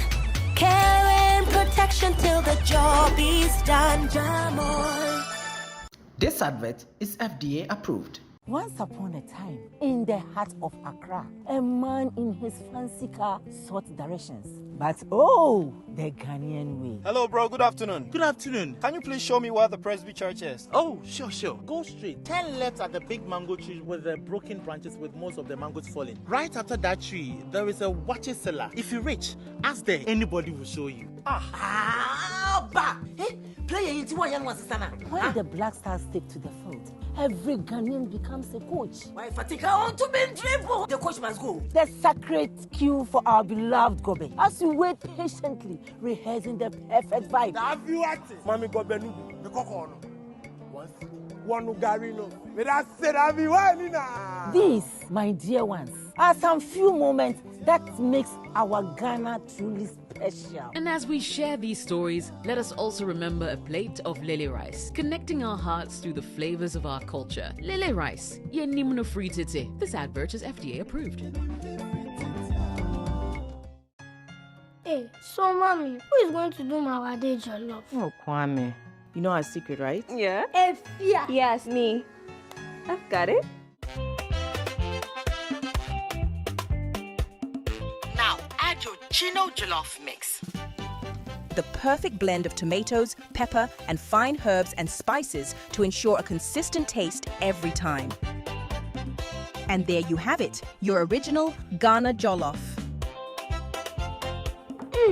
Jollof so good. Jollof so cold, tasty near.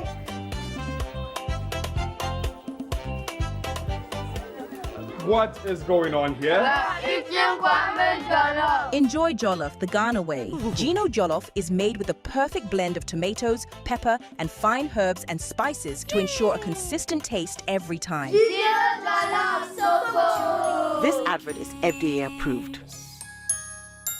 Hi, my name is Ruki. I'm a TV host and a self-styled chef. Cooking is my ultimate passion, and it's something I would say is my calling. Now, for those who cook a lot like me, there's one fact they always state. Ingredients decide how tasty your food is. And for me, the game-changing ingredients is water. Tap water at the moment is not the best option considering what's going on in the country. Also, such as water can taste weird and produce too much waste, so it's a no-no for me. My number one choice for cooking is Jibu water. Cooking with Jibu water enhances the flavor of your food. And it's not just that. Unlike other brands where you have to pour it from a heavy bottle, the 20-liter dispenser bottle comes with a tap that makes things so easy. So you see how simple it is with Jibu? Cooking with Jibu gives you big flavors and great taste without all the stress. Remember to cook with Jibu.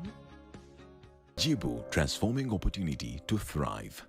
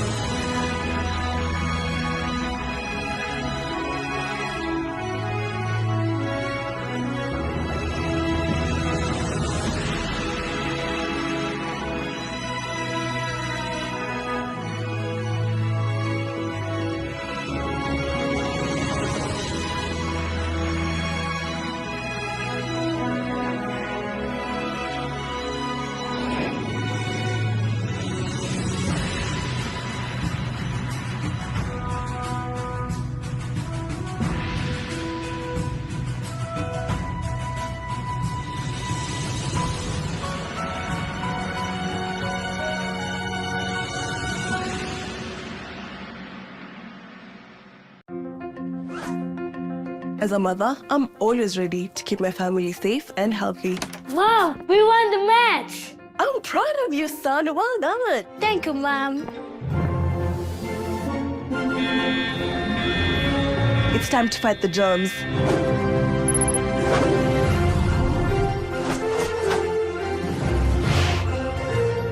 Jamo soap? Hey there, little hero. With Jamo? Want a football match? Yes. Now it's time to win against germs with Jumbo Shower. Jamo, it's all in one. Care and protection till the job is done. Jamo. This advert is FDA approved.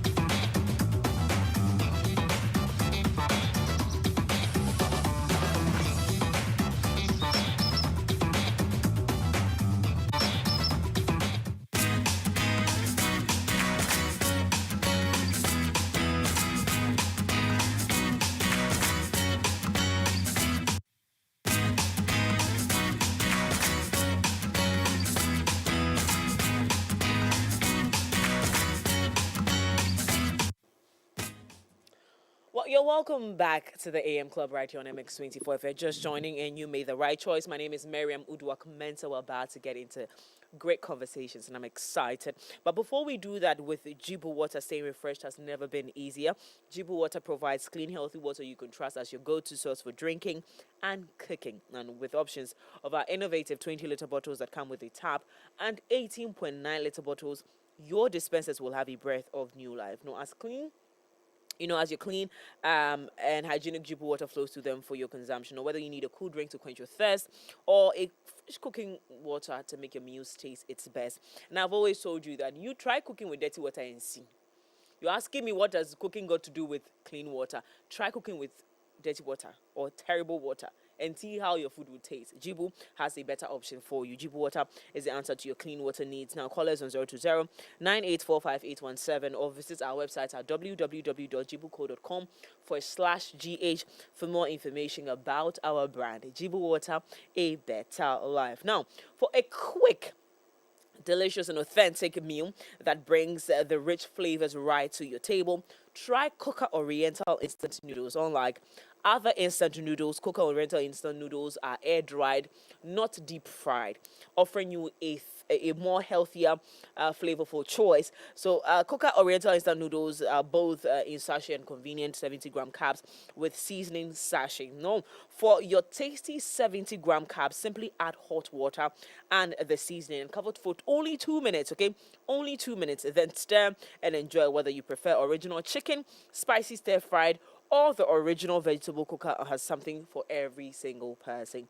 So it is actually perfect for you busy bees, students, and anyone who loves great taste with convenience. Grab your pack of Coca Oriental instant noodles today and enjoy a perfect blend of flavor, quality, and heritage. For bulk purchase, call us on 053-693-0956 or 0266-721234. Coca Oriental instant noodles, so delicious. Now, we're back in the studio. My guests are already seated. We're about to have a big conversation. Our big conversation today was celebrating Ghana's folklore and also having a conversation on how to revive it as well. I'm sure for many people, you have an idea what the Folklore Society is about. I think I found out about them a couple of years ago, and it's interesting what they do. So let's get into it. Reviving Ghana's folklore.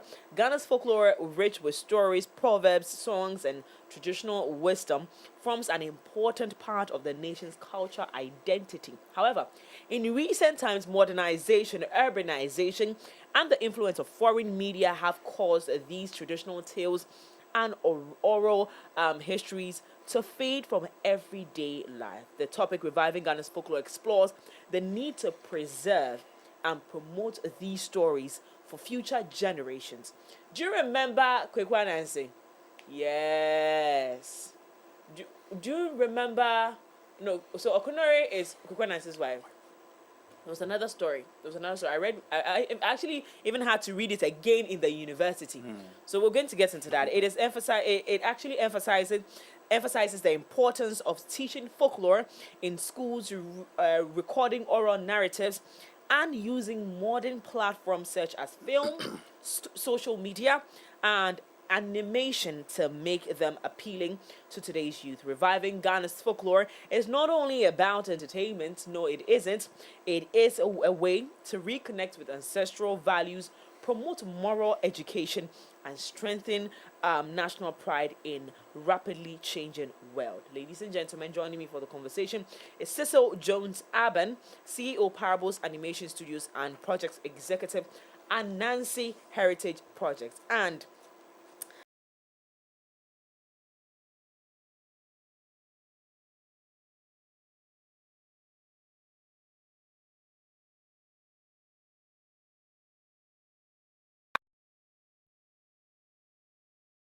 you remember There's one I actually read in the university and I was so ready. I'm going to tell you, I was really upset. Why are you bringing this thing back to me? And I actually did the whole project. I had to come and I forgot it. God, this is so good. This means I did 3 and 4. But gentlemen, thank you so much for joining us. It's a pleasure. And it is really, really encouraging to see that young men like yourselves are interested in folklore. Yes. And are focused on, just reviving the interest in it, which is really, let me commend you. Thank now, you. to begin with, right, what does Ghana's folklore mean and how would you describe its significance in our culture? I'm going to start with you. How are we doing? So what does it mean? For us, our folklore is our life, is our culture. And when you talk about folklore, it's basically what we communicate right from the start, right from our roots. And it's true oral tradition it's being passed on to generation by word of mouth communication. It's not even documented enough for you to have these relevant materials. And our folklore actually shaped our narratives and our upbringing as young people, as even adults now. But it's rather unfortunate that we have this narrative shortchanged at a point because it looks like it's not being communicated any longer. Just as you mentioned, urbanization, modernization. So everyone is now, me, myself, and I have to make a living. I have to make ends meet.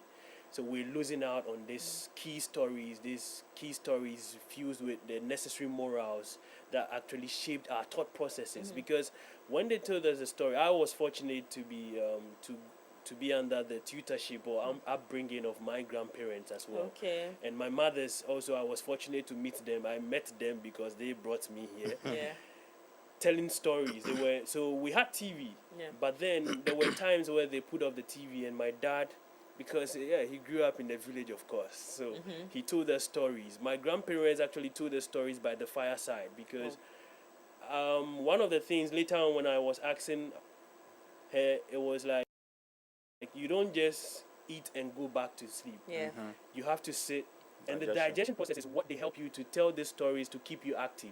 And you sit by the fireside. Then also they are warming the stew or the soup for the next day. Yeah. So they are multitasking while telling you these stories. And as they tell you as well, it's fused or interlaced with key morals or key characteristics that they are looking forward that you would emulate these kind of characteristics of the stories they are saying. And what is not necessary, you drop it because they tell you, and they tell you the consequences as well. So oral tradition, which has been oral storytelling, our folklore has been an integral part of our upbringing.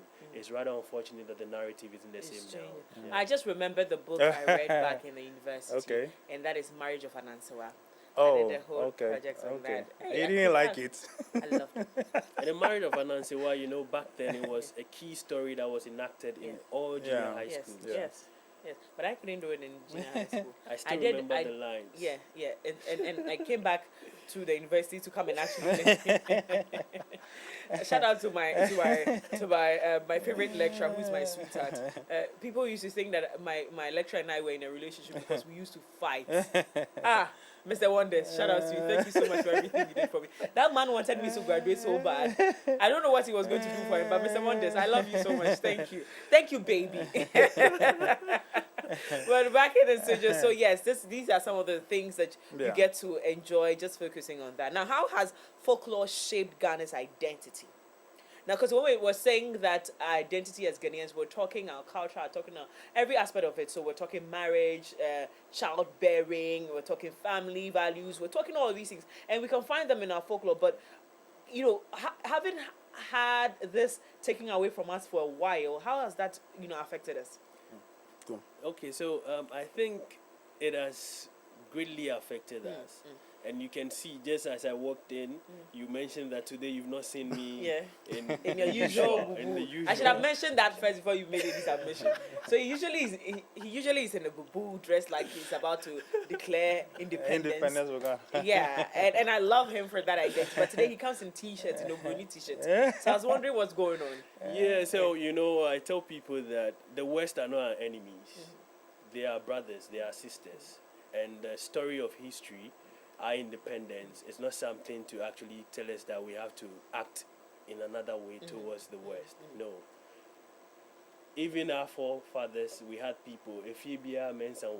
So if the Mensans came in to destroy their image, it doesn't mean everyone else is like that. So I roll with them, I do business with them and all those things. So I still wear things that come from the West, products that come from the West. But then I also enjoy mine because I have to stay true to my calling, which is what I have been given right from birth. This is the narrative, and I have to respect my narrative in as much as I enjoy others.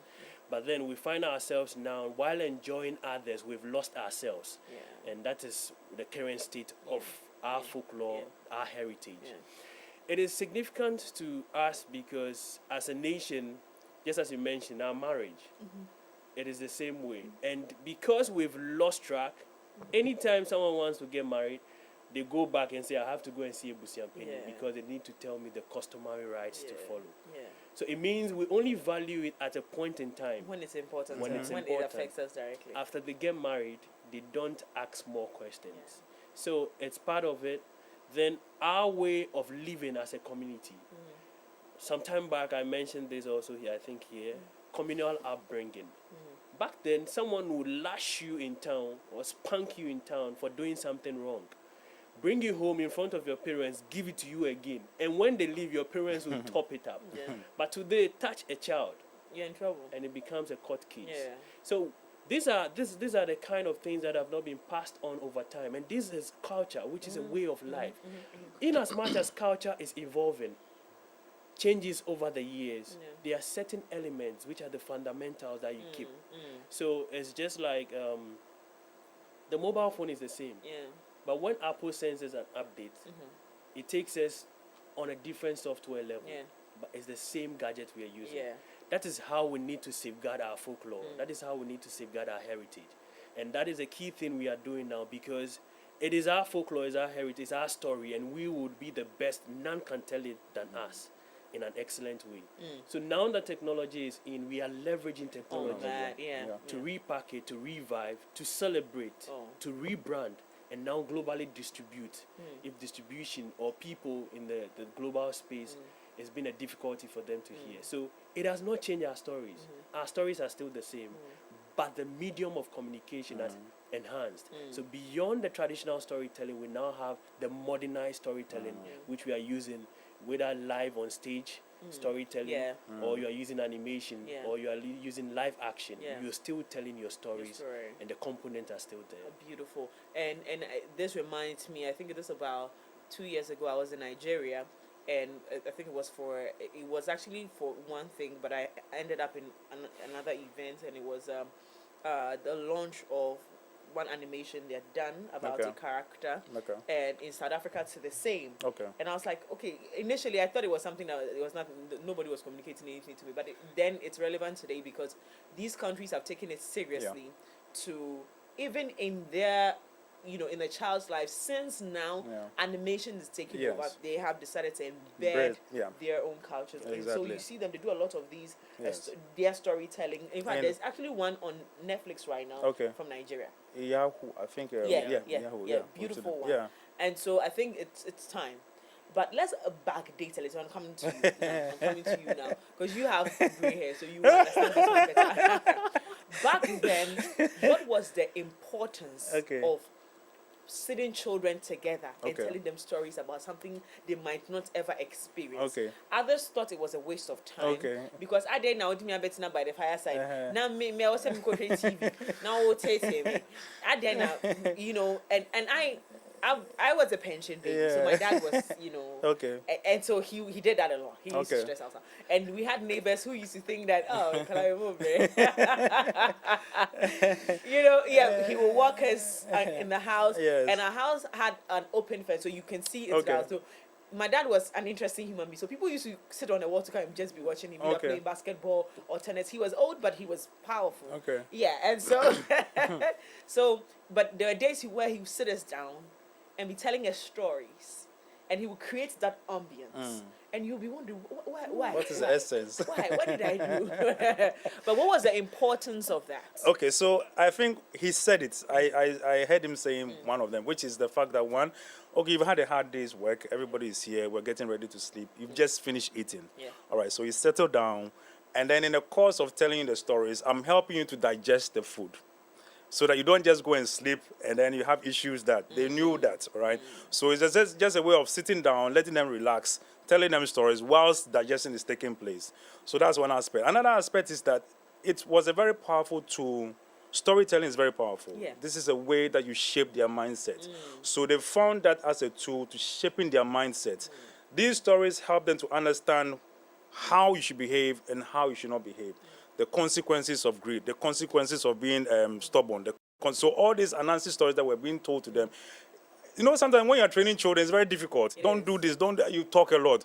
So they love stories. So once children love stories, put all the values in the stories that they want, right, and give it to them. They accept it more. It's easier for them to, digest those moral lessons. Because at the end of the day, you ask questions. What did you learn from this story? They tell, I learned that Ananse went to steal the pot of wisdom and it burnt him. So I shouldn't do that. Then you've communicated to the children. So it was a very important tool to tell them how to behave and how not to be. What is expected of you when you wake up in the morning, you greet an elderly person, because if you don't greet, you fall into a soup. Something very interesting, you know.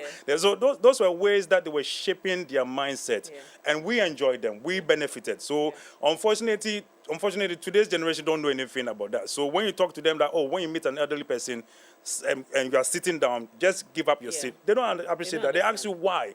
In those days, you don't ask why. How dare you? How dare you? It comes with something. Yeah, you know? and he said something about community. Yes, exactly. Community, Yes. If you don't behave right, they can punish you. Exactly. Because I had an experience. I saw a kid who was walking into his father's car, and then I think somebody agitated him. So he said something I said, hey, this guy, I could have beaten him, but I say, if I touch this guy, there's problem. So you go away with your problem. But back then, it wasn't like that. I would have called him, look, don't do this, or spanked him. Take him to his mother and say, this is what he said. And then the mother to also take over. Did you really say that? And then, so we're all part of the upbringing. But now everybody is separate. We don't care. We don't have. So children, we need to instill those cultures, those values. We need to tell them. Nowadays, it's moving. Technology has come. We can't say that we'll still sit by the fireside. It's not possible. So now they are used to technology. How do we leverage that technology? Pick up the same values that we're sharing with them, package them in that format, and still present to them. And that is what we are here to do. Very interesting. I think taking out some of these values out of our, some of these disciplinary actions out of our society has destroyed the very fabric of our society. Exactly. I mean, sometimes when you look at people talking to older people, you're surprised, like, whoa, you can actually do this. But my little sister told me one time, I was out of the country, and she called me and she said, you know what? I actually think I owe you something. So when you come back, I'll give you a treat. She does very good light soup. Okay. She said, I'll do that your good light soup for you, okay? I said, why? She was like, Mimi, anytime I go out there, I appreciate more where I come from. Yes. Both you and Mommy were very hard on me, but now I appreciate why. Yeah. Because some of the people that are talking in my school right now, I want to beat them up. The language they use. The language is terrible. Their mannerisms towards older people. It is appalling. There is no respect. It's like they treat you like co-equals. That very moment, I had a moment of, truth. I was like, even me, I must know that this girl is seriously looking up to me. Yes. Knowing that what was taught us at home must continue. Exactly. And I'm glad and grateful to God that she didn't lose it. Exactly. But many are losing it, and that is why some of these initiatives are very important. So we applaud you for that. Thank you. But based on what you're doing, considering the times that have changed and all the changes that have happened with our lives, there are some challenges you face. Tell me some of the challenges you face so far. Just trying to bring this back. Okay, so a major challenge, I'll say, you want to hear money, but money is even secondary. The primary thing is about we being able to collaborate, because that's where power lies.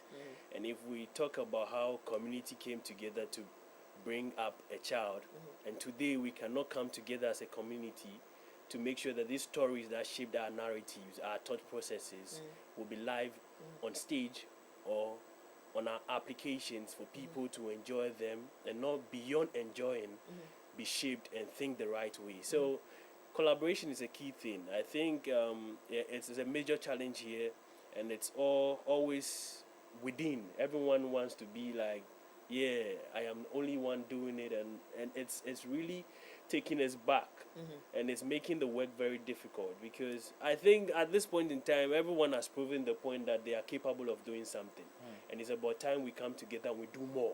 That's the future now, because when we come together, first, I always tell people, maybe I have to make it known, in a class of 20 people, all 20 can be first in class. And if 19 are first in class, the next person will be the 20th. But the 20th, if 19 of them had 98, the last person who is the 20th had 97. It's just position tags. So it means we can all come together to be first. Why do we just separate ourselves? And it's terrifying, because I'm saying that being a challenge because when you even go onto platforms or you visit corporate Ghana and some of them open up to you, because for me, they know me, I roll with everyone. Well, you can't have issues with me because me, I don't even think about having issues. But you know that's also a big challenge. But anyway, we'll talk about it in a different setting. Yeah. You can't even have it. So when they open up to me, it shocks me to know what someone said about some other person just because they want favor. Yeah. So this is how it's been in the industry, and that is why, if you realize, corporate Ghana now is taking a backseat. Because if you're able to say this, the next person comes to say this, why do I even trust this industry? It doesn't even breed trust. To invest in it. So this is where we've got into. So we need to reshape our thinking and make sure genuine love actually trends, so we can do things and do more together. And that is what, when you see Sony, Disney, the collaborations are there, but it's one major company that is spearheading it, but goes a bit, maybe sound design from here. They come together and they make it happen. Sure. So we can all make it happen and break the box office, and that is where the money comes in. That's because the money comes even if you don't get people sponsoring you or investing in you, if you are able to get even 100,000 people watching every short film or feature film you bring out, you think you wouldn't have money to produce more? And that is where we need to find power amongst us. And it's a key thing. Then the next is the money. So when the money comes in, when we buy more equipment to produce more at a faster rate. Maybe he. I'm going to take some challenges from you as well, because I believe that you both belong in the same industry, but you've had your personal experiences, and I'm pretty sure that I mean, it boils down to what he's saying about collaboration. Sometimes, you know, projects like this, like he's saying, Disney doesn't just do one. You realize that it's a collaboration, it's a whole town of people working together. But when it comes to our parts, it's like everybody wants to be here. I'm the one who did it. And when you come out to do that, and it's like, okay, it's on its own. It's not about my project. So you just go on yourself. We're not even ready to support you to even make known that this project is going on by this studio. So it becomes a problem. So it's a challenge. We need to let go of that mindset, because if we don't if you look at the Nigerians, they are very supportive. One Nigerian comes out, every Nigerian puts the difference aside and they push that person. But here in Ghana, when one person comes out, that's when everybody starts to move away. So it becomes like you're struggling. Okay, then there's no headway. Then we all come down. The next person try, okay, me too, you did it to me. I'll do the same to you. So we are not going anywhere with that kind of mentality. So we need to be very aggressive. We need to think that collaboration is the way forward. When one person does something, we will all benefit somewhere along the line. So don't be bothered that it's this particular person who is spearheading it. Somebody behind the scene can do a very, very important, even more than what the other guy is doing. But we're all working together. When it comes to this folklore kind of thing, like the project, I think we need one voice. We need to make that presence. We need to, collaborate to make sure that all aspects of this project comes to pass. It has to be visible so that it makes that necessary impact. So if we don't come together and speak the same language, everybody is trying to do small things, it will be very difficult for us to do that. And then again, yes, money is an issue at some point in time. Money makes the world go round. Yeah, I mean, if you have plenty of ideas. Whether you like it or yes. If you have all the ideas, you want to print, there's no money, it becomes an issue, But we need to prove to them that you can do the job. True. And so sometimes that's why we put the money aside and sacrifice everything that we have to make sure that they know that this thing is possible. Then when we come back and say, look, we've tried these ideas we've been trying for the past 10 years. This is a niche market that we have created. We now want to expand. Then you have the basis. They say, okay, I think we like an idea. I think you are making an impact. So now let's top up with the money to make it happen. So right now we've been pleading to corporate Ghana. We've been working. We need that support. We need the financial support to take this to the next. Kwekwanasi is bigger than Spider-Man. Trust me. Kwekwanasi, he's original Spider-Man. And when you put the two of them, if you put the two of them together, Kwekwanasi will be Spider-Man time. I can tell you so many things you do to clear the guy. So we need to have one voice to lift Kwekwanasi up to that international standard, that it becomes something that Ghana can. Kwekwanasi's stories originate from Ghana. It's in the Caribbean, but everything is here. So let's take charge of that narrative, and together, let's push this brand out there. Yeah, I love this advocacy. I'm going to give two sides of this question. Hopefully, we get to dissect before our time runs out. One will be the fact that we want to go international. Let me do this one first. In Nigeria, you did a quick comparison with the Nigerian industry. And I want to believe that some of these stories come up as a result of we sitting here and hearing. Or peradventure, you might have found yourself in a situation where you saw Nigerians come together or South Africans come together to make a thing happen. But do you not think that it's because a system was created that you cannot dodge the system to do anything? Like, for instance, I'll give you an example. I premiered a project here in Ghana a couple of months ago, but the project was supposed to be premiered 2 years ago. Now, this gentleman that was producing the project had a little issue, and based on the personality that I know, that issue was too little because he can go beyond that. Shout out to you. He had a little issue with one of the actors, and the actor reported to the NSA, the Nigerian film, NFA, National Film Association, Nigerian Film Association, or something like that. And the project was halted. But the project was an Amazon project. It was going to put Nigeria back on the map as building an Amazon, or putting together an Amazon original movie produced by Jamaica. But they halted the entire project to make sure that every single person on the set is okay before they proceeded in the project. It took them 2 years to come back.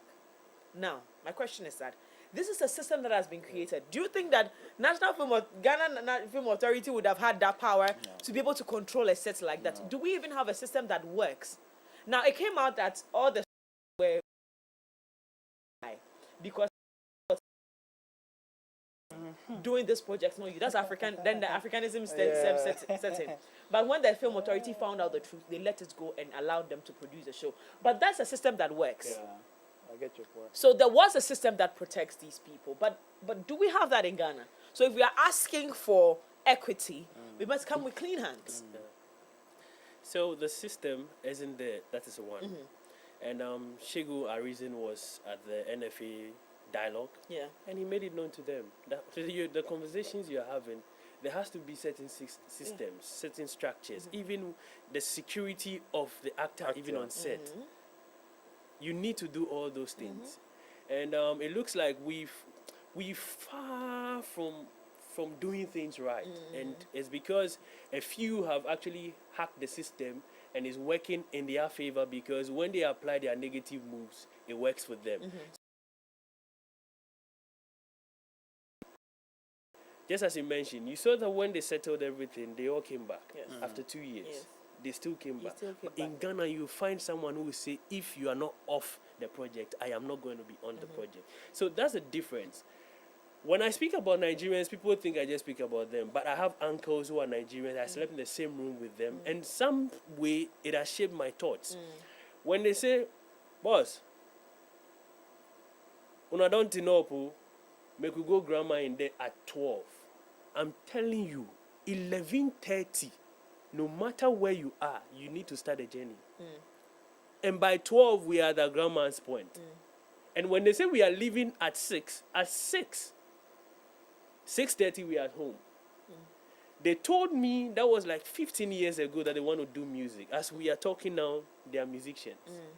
So this is the kind of things that come with them. No matter the challenges, they make sure that once they set their minds to do something, their indifferences wouldn't stop them.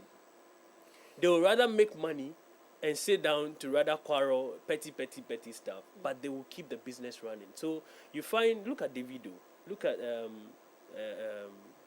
what's the name? Burna Boy and all those things. But you know Burna Boy came to Ghana, even under Shatawale and all, and did some bangers and things.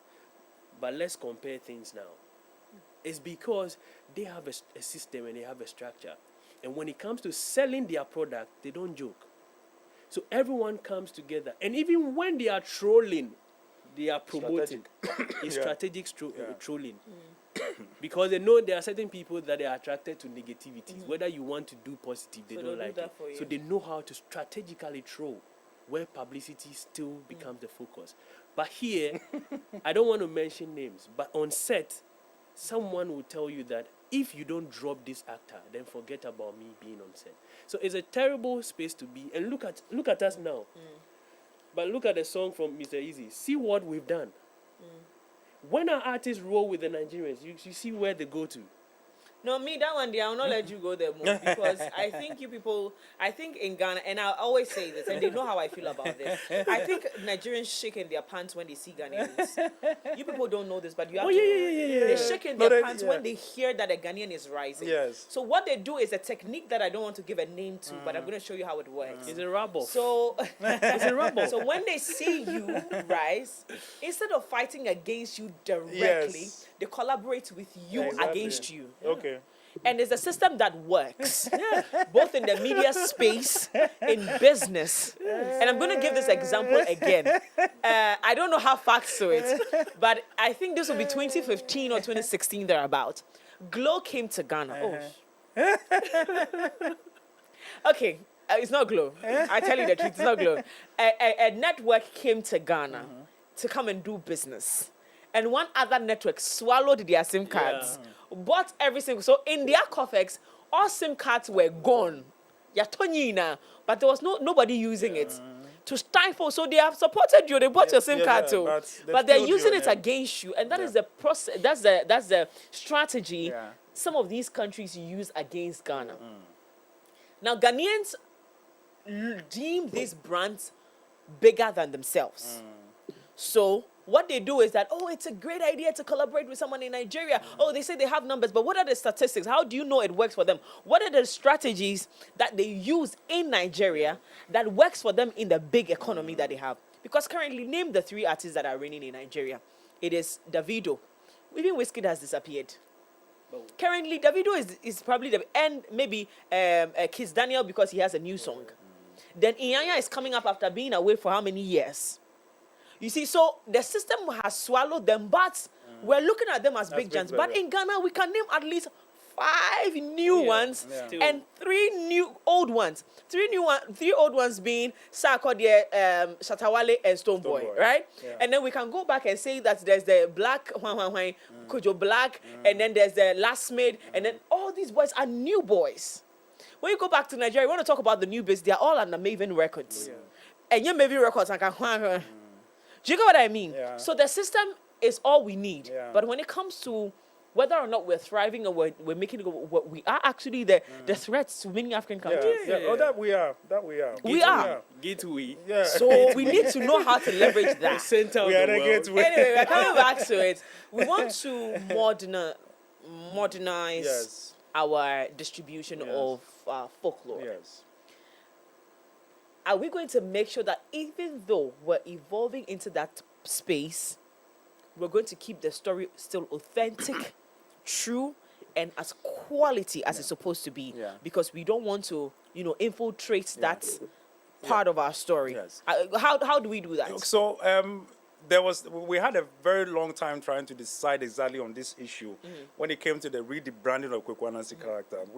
Everybody's in a hurry. There's a reimagining of Ananse. Ananse is wearing like a Superman. I said, no. We haven't even scratched half of the original contents that Ananse story. Why are we in a hurry to rebrand and reimagine Ananse in the 21st century? We haven't done that. So instead of trying to flow with the modernized Ananse, let's go back and start. This is Ananse. He lives in a village. This is how he dresses. He has 4 children. How do they look like? So we had to sit down and plan that. We just said, look, let's stick to the authentic original character. When we finish exploiting this, then we come back to the modernized one, where we see if he wants to fly, he wears a suit. But for now, original Ananse pot of wisdom, we haven't done that. Ananse pot of beans, we haven't exploited. So let's rather focus on that. So this project is actually focusing on original stories. We are not going to do those modernized. You see an aspect of it here and there. Because if you watch movies like Asterix, I don't know if you know Asterix, it's already in the 2000 BCs, but you see modern touches to it. They are writing on tablets, but you see it's done in such a way that it reflects modern day tablets. So that's the approach that we're using. We are sticking to the authentic original stories, so that the children, all the values in there are intact. We are not doing anything, adding it. No, the authentic original stories are what and we are also including language. We want to make sure the children also learn language. So even though we are going to be doing them in English, we are also exploring other languages in the animation. So we are sticking to the original contents as it is. Okay. Yesterday you met with Madame Jifa Gomashi. How did that go? Because this is what I like. When people are starting something of national interest and actually involve the lawmakers and the leaders that be. Because I don't like the working in isolation. The other time I had a conversation with Lexi over here and I asked him if he was able to sit with the GRA and all the authorities that be to talk about the ticketing and the issues they've had. And they said no, and I'm like, then you have not explored the entire conversation. Because if you've not sat with the stakeholders and told them what is, all you're saying is noise. All you're doing is noise. So you have made the move. Congratulations, my brother Lexi. He's heard me. He's the needful. How was that conversation? What was the focus of the conversation? How did that go? Okay, so it's just a year and some few months, and what we've been doing at Parables will be 2 decades old. Okay. So sometimes you might not get the attention, and there were times that you feel like giving up and all those things, but I think this is the time, just like Snatch said, this is my season. And we are not just saying this is our season to shine. This is our season to shine more because we've been shining, no matter irrespective of the challenges and all. So for these key players, or these are ministers and ministries, they have seen the works over the time, and they've seen the input that these people have not been even supported as we ought to, but they keep doing what they are doing, and they're doing it the right way. So for Honorable Jifa Gomashi, she is all in, and she now even communicates to us more and telling us what more to do. So, and they've proven over the time that they are a listening government, and in as much as they might even have money or not, at least sharing ideas, because you don't need money to share ideas or create an idea. You just need money as a vehicle to be able to carry on with what you are doing and do it best. So for the launch of the Ananse Heritage Project, all the key leaders were there when it comes to creative art.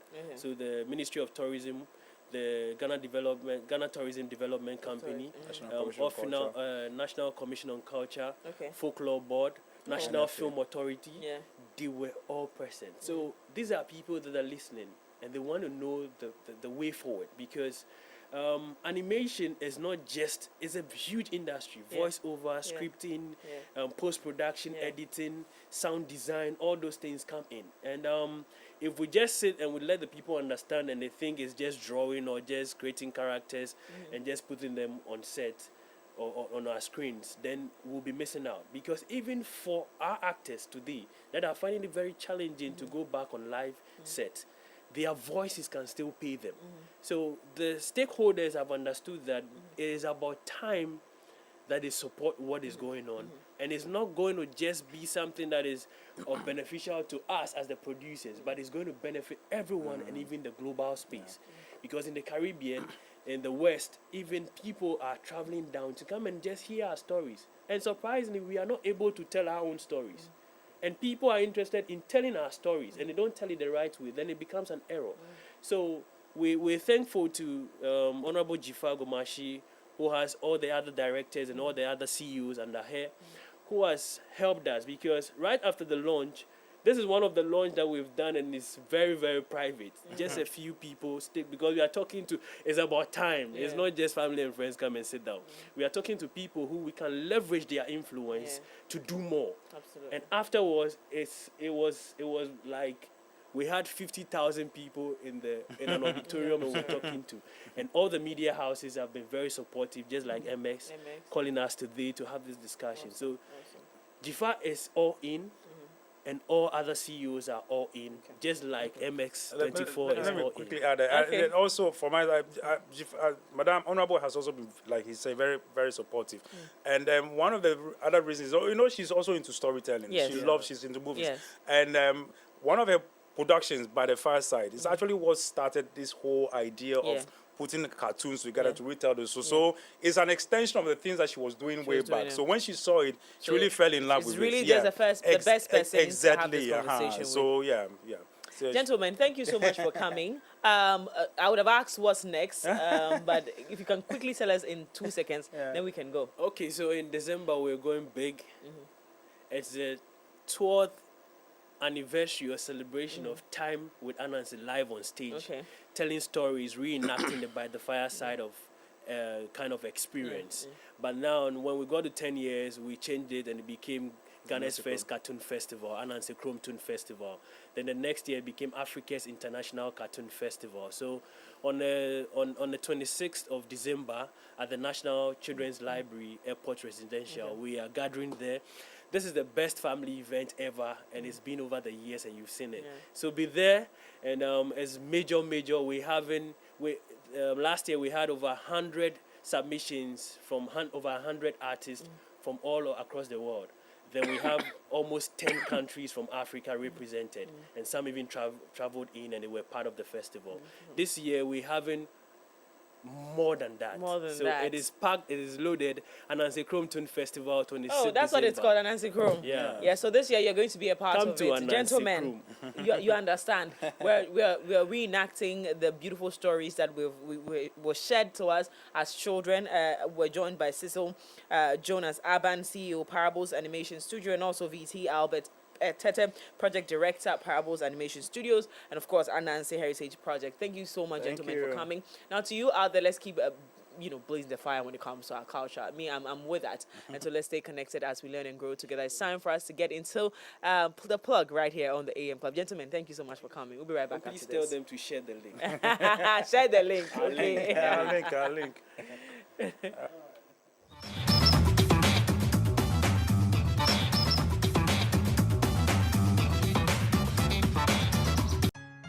Hey, so mommy, who is going to do my wade jollof? Oh, Kwame. You know our secret, right? Yeah. Efia. Yes, me. I've got it. Now add your Chino Jollof mix. The perfect blend of tomatoes, pepper, and fine herbs and spices to ensure a consistent taste every time. And there you have it, your original Ghana Jollof. Jollof Soko. Jollof Soko. Tasty near.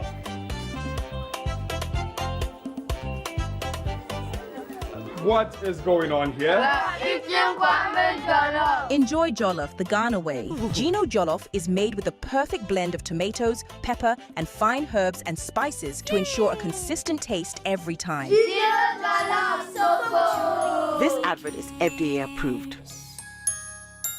We made it 1, 2, 3, and now 4. Ladies and gentlemen, get ready for a night of rhythm, culture, and pure Ghanaian energy. Inchin Band is back.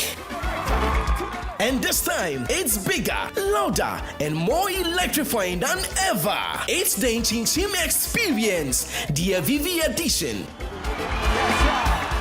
Happening live on the 14th of November 2025 at the National Theatre. Showtime 8 o'clock p.m. sharp. Featuring Lucky Mesa, Famiye, Na Ajaman, AEC, Lexi the Comic, Kwame Bringer, and TM Music. It's going to be a night of unforgettable music, laughter, and culture, all on one stage. Tickets going for 150 Ghana cedis. You can dial *920*126*2# to grab your tickets now. For more enquiries or information, call 0503-127-463 or 0541-690-409. This year's concert is mainly powered by AVV Foods, Ghana's fastest growing food brand, championing local produce and authentic homegrown flavors. Proudly sponsored by Center Point Mall, Verna Water, Boat, Zomo.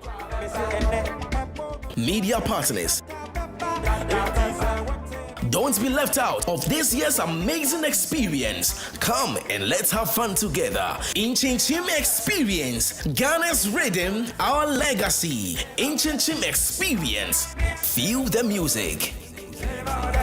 After touring all 15 regions, the 2025 Springboard Roadshow now heads to Accra for the grand finale. A national celebration of innovation, inspiration, and the unstoppable spirit of Ghana's youth. Join us on Saturday, 22nd November at the Ohene Kunedu Auditorium, UPSA Accra from 9 a.m. The Springboard Roadshow is brought to you by the Ghana Growth Program, an initiative of the Mastercard Foundation in partnership with the Springboard Roadshow Foundation and its consortium partners, with support from Absa Bank, the Multimedia Group and Graphic Communications Group. Springboard Roadshow 2025, connecting young people to agriculture, agribusiness and ATVET. Once upon a time, in the heart of Accra, a man in his fancy car sought directions. But oh, the Ghanaian way. Hello, bro. Good afternoon. Good afternoon. Can you please show me where the Presby Church is? Oh, sure. Go straight. 10 left at the big mango tree with the broken branches with most of the mangoes falling. Right after that tree, there is a water cellar. If you reach, ask there. Anybody will show you. When the Black Stars take to the field, every Ghanaian becomes a coach. Why Fatika on to be dribble? The coach must go. The sacred cue for our beloved Gobe. As we wait patiently, rehearsing the perfect vibe. Mami Gobe nubi, the cocono. One garino. These, my dear ones, are some few moments that makes our Ghana truly special. And as we share these stories, let us also remember a plate of lily rice, connecting our hearts through the flavors of our culture. Lily rice, ye nimno free Tetteh. This advert is FDA approved.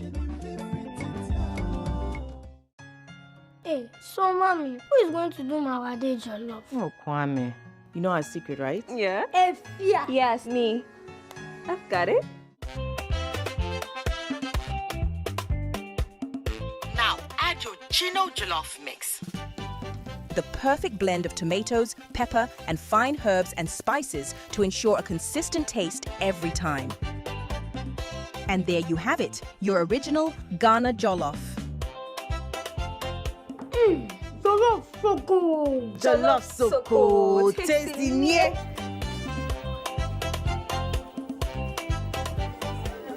What is going on here?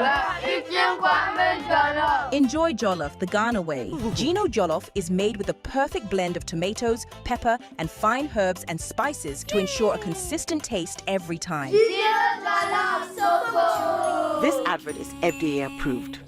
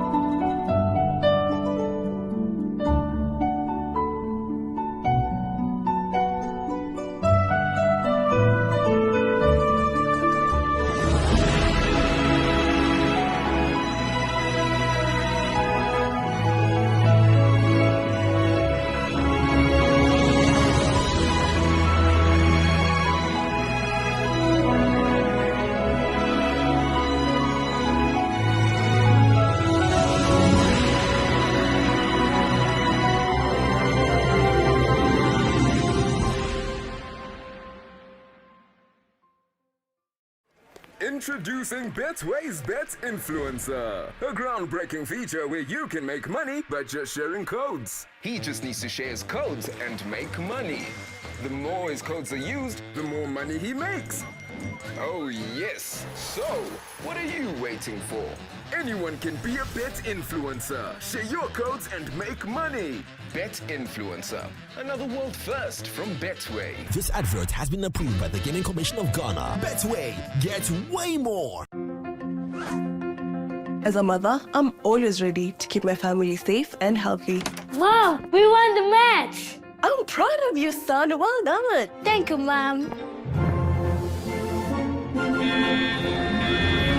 It's time to fight the germs.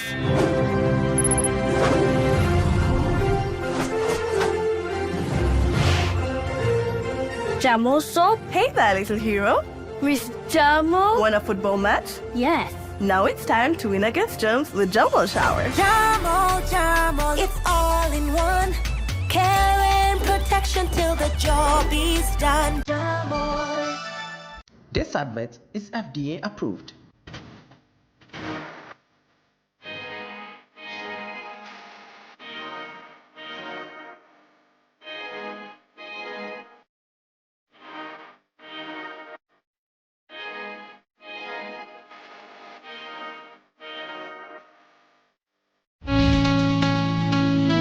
Another year dawns. Another season begins. A season of shaping, of polishing, and of becoming. The chosen will be tested, groomed, shaped, pushed to their limits until only the radiance rise. As the weeks go by, the pressure will rise because every task is crafted to mold raw gems into diamonds. This is not a fairy tale. To wear the crown and win the enviable prizes, one must have grace, and of course, your support through votes. One question lingers. Who will win and reign as the most radiant queen? Miss Malaika Ghana, the Radiant Season, premiering Sunday, 7th September, showing on MX24, Sunday, 9 p.m.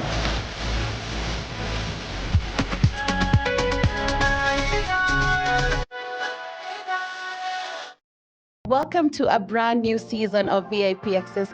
That's what we're talking about. VIP Access Podcast is back in 2024 with a brand new season. It's bigger and badder. From Australia, Nigeria, South Africa, Uganda, Rwanda, and Kenya, Season 4 of VIP Access Podcast will once again present you with a cross-section of Africa's brightest music stars and industry gurus, sharing with you tips and tricks to making it in the game. VIP Access will also highlight East Africa's rising artists in hip-hop, Afro house, classical music, Afro pop, and jazz music genres. Brace yourself for an exciting new season that will spotlight the expansion of African music while exploring the role of women in the music industry. We're walking superheroes, and we sometimes we don't even see it in ourselves. VIP Access Season 4 is proudly supported by the Australian High Commission. Step into the world of fashion, where creativity meets innovation and beauty goes hand in hand with style. On Fashion Wednesday, we delve into the journeys of influential voices in the fashion and beauty industries here in Ghana. From emerging designers to seasoned professionals, we explore their stories, their crafts, and vision for fashion's future. Get the inside scoop on the latest trends, expert styling tips, and beauty hacks to elevate your look. Join me every week as we celebrate the art, the passion, and the people behind the scenes who make fashion more than what we just wear. This is Fashion Wednesday, where fashion comes to life. Catch Fashion Wednesday every Wednesday at 6:30 p.m. on MX24 TV.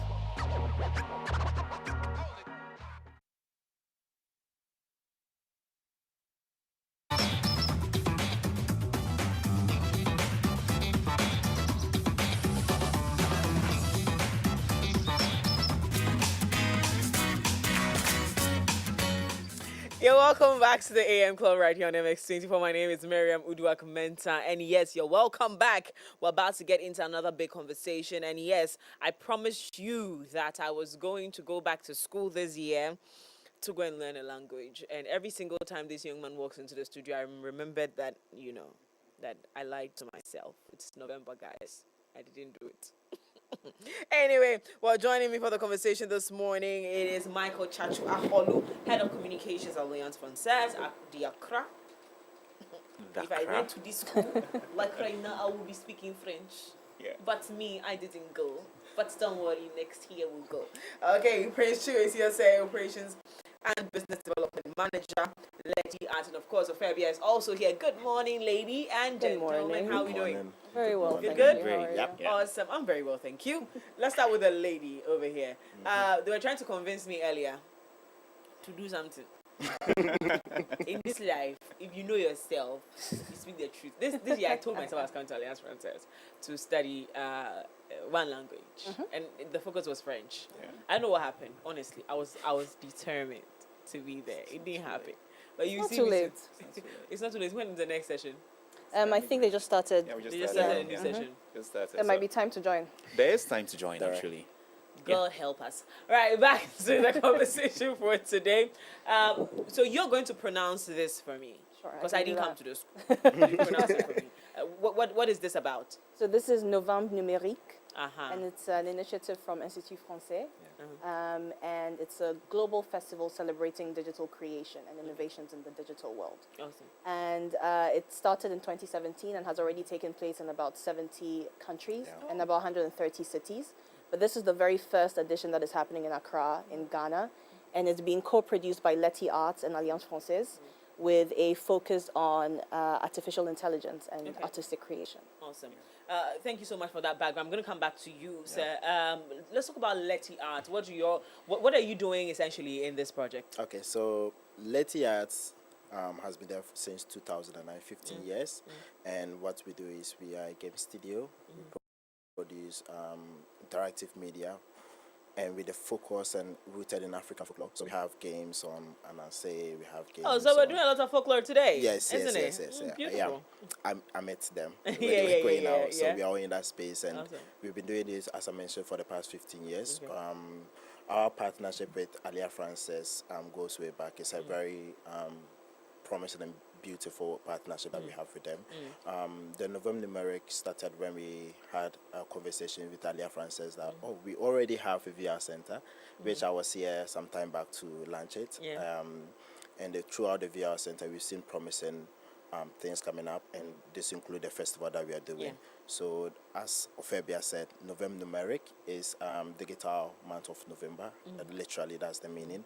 But this year's is focused on AI and artistic creation, and also digital preservation of heritage. So that's where we come in. You see, we use art and culture, Ghanaian heritage, to produce our games, our comics, our animations. And so it makes sense that we do something like this for the ecosystem, where people come around a platform to network, collaborate, and also see the current happening in the tech and the digital space. So Alliance Française has also been a pioneer and also been fostering, promoting art and culture and heritage. It was just something that we have to do, and we got to the partnership with the French Ghana Embassy, and was sponsored by Institut Française Paris. Awesome. Beautiful. I'm going to come back to Alliance Française, and this is a man who wants me to come to school, but he's not doing anything to make it happen. Well, just walk in. That's how simple it is. How about you come and pick me too? We could also do that. Coming. We could do that, actually. You're not determined about winning this soul. This is bad. You can't be. You can come with us on our way out. Can you not just tell that I'm not coming? So you have to force me there. Well, Alliance Française being a partner to many great initiatives in this country, it's not surprising. But let's talk about why from language to culture promotion, now digital, what's going on? Well, for nearly 70 years, Alliance Française Accra has been a hub for cultural and linguistic exchange. We have promoted Ghanaian French culture for nearly 70 years, and this is just right. We have Novembre Numérique being organized across the world, and as Ophebia mentioned, it's being organized and funded by Institut Français. It makes sense that we get into this, bring it to Ghana, partner with Leti Arts, who has been a long-standing partner in the AI and the VR, augmented reality, XR space. We partner with them and make this a reality. We have Alliance Française being a vibrant hub for cultural exchange. We have had it's the leading center where the French community come together to exchange, to share, to explore. And we believe that it's about time, actually, that we bring this initiative to the country and we implement it. We didn't think much. Leti Arts has been a partner with us. We actually have a VR center together. We call it the Leti Alpha VR Center. And it's situated on the Alliance Française ground. So once you walk into Alliance Française, you would be able to have that virtual reality experience. And we are working on having French in an immersive way, where we use augmented reality, virtual reality to assist in learning, because we believe that excitement should go hand in hand. Language should go hand in hand with exciting platforms, exciting tools such as VR. Exactly. So we didn't think much about it. We engaged Leti Arts, and we are here today. And I should say, with the workshops that we are having, I'm very excited because we are looking at ways that Ghanaian artists can take their artwork and digitize it, take it to the next level, possibly also inculcate or include French in there, to open the boundaries as to the markets which their arts can get into. So these are some of the few things we have been doing. And I should mention that we are working hand in hand with Leti to turn most of their games into French and also assist with the learning curve, basically. So you can just pick a game. Whilst you are playing, you are learning French. Yeah, so we are working hand in hand with them in that regard. We already have one in French. We already have one in French. You already have one? Yeah, so we have one of our games, Puzzle Scouts. Okay. And is a puzzle research kind of game. But when you're playing it, you're learning the history of Africa, the history of Ghana. Beautiful. So it's very nice, simple.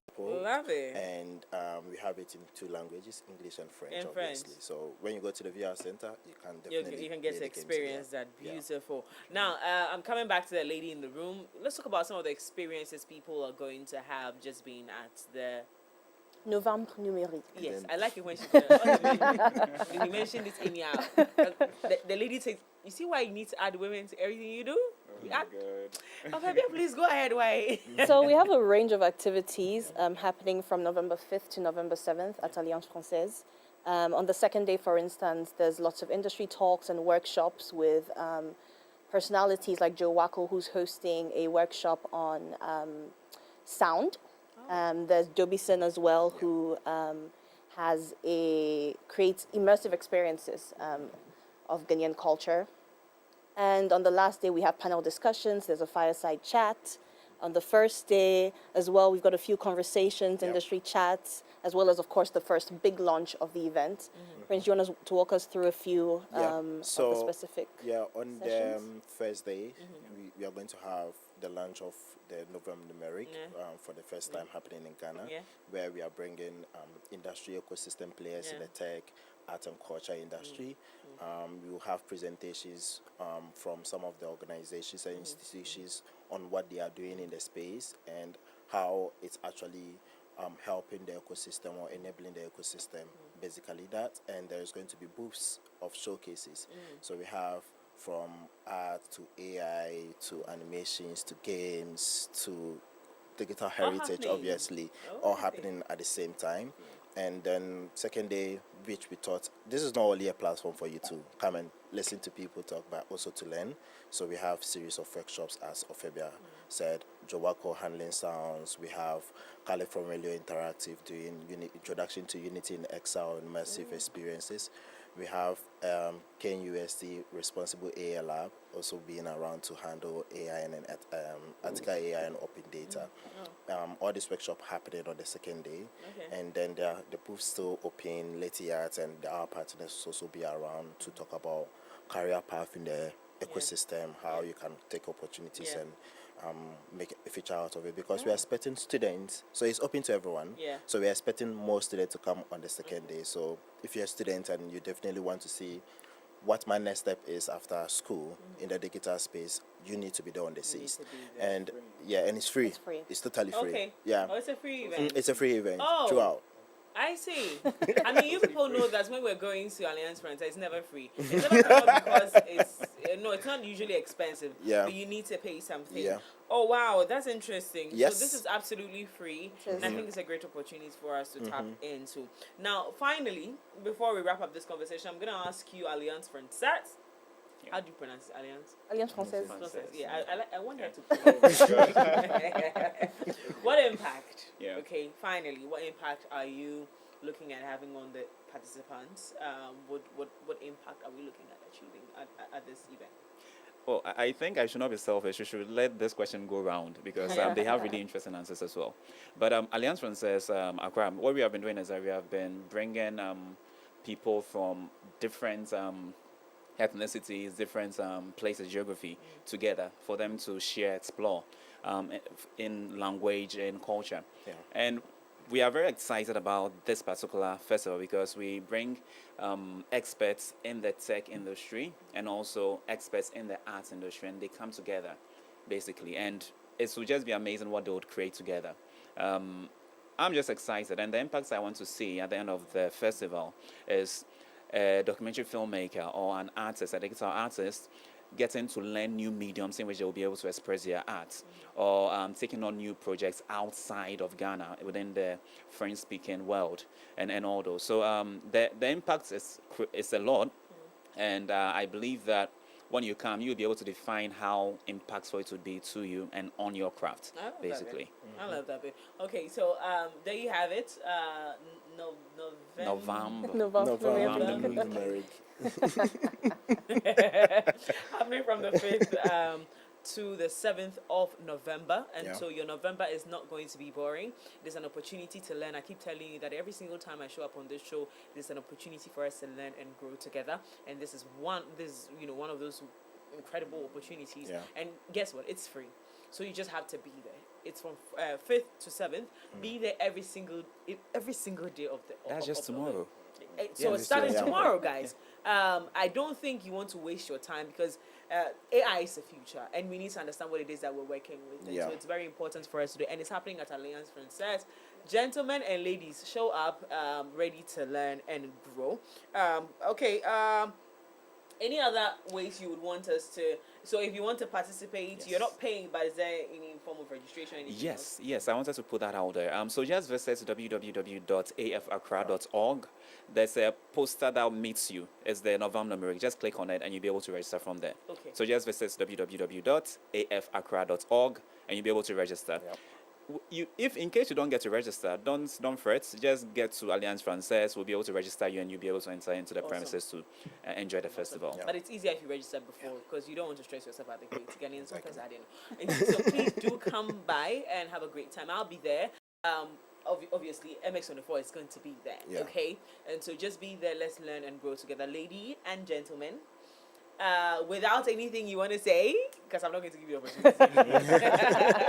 Our time is out, but thank you so much for coming. Thank you for having us. We'll see you from tomorrow, and have the experience that you have curated for us. Thank you so much for coming. Now to you out there, thank you so much for giving us such an incredible time together. You know, I always enjoy doing this with you. It's another week, brand new week. It's day 2, the 4th of November, and I'm telling you, you panic a little bit because you're just about ending the year, but don't panic. Okay, we're in this together.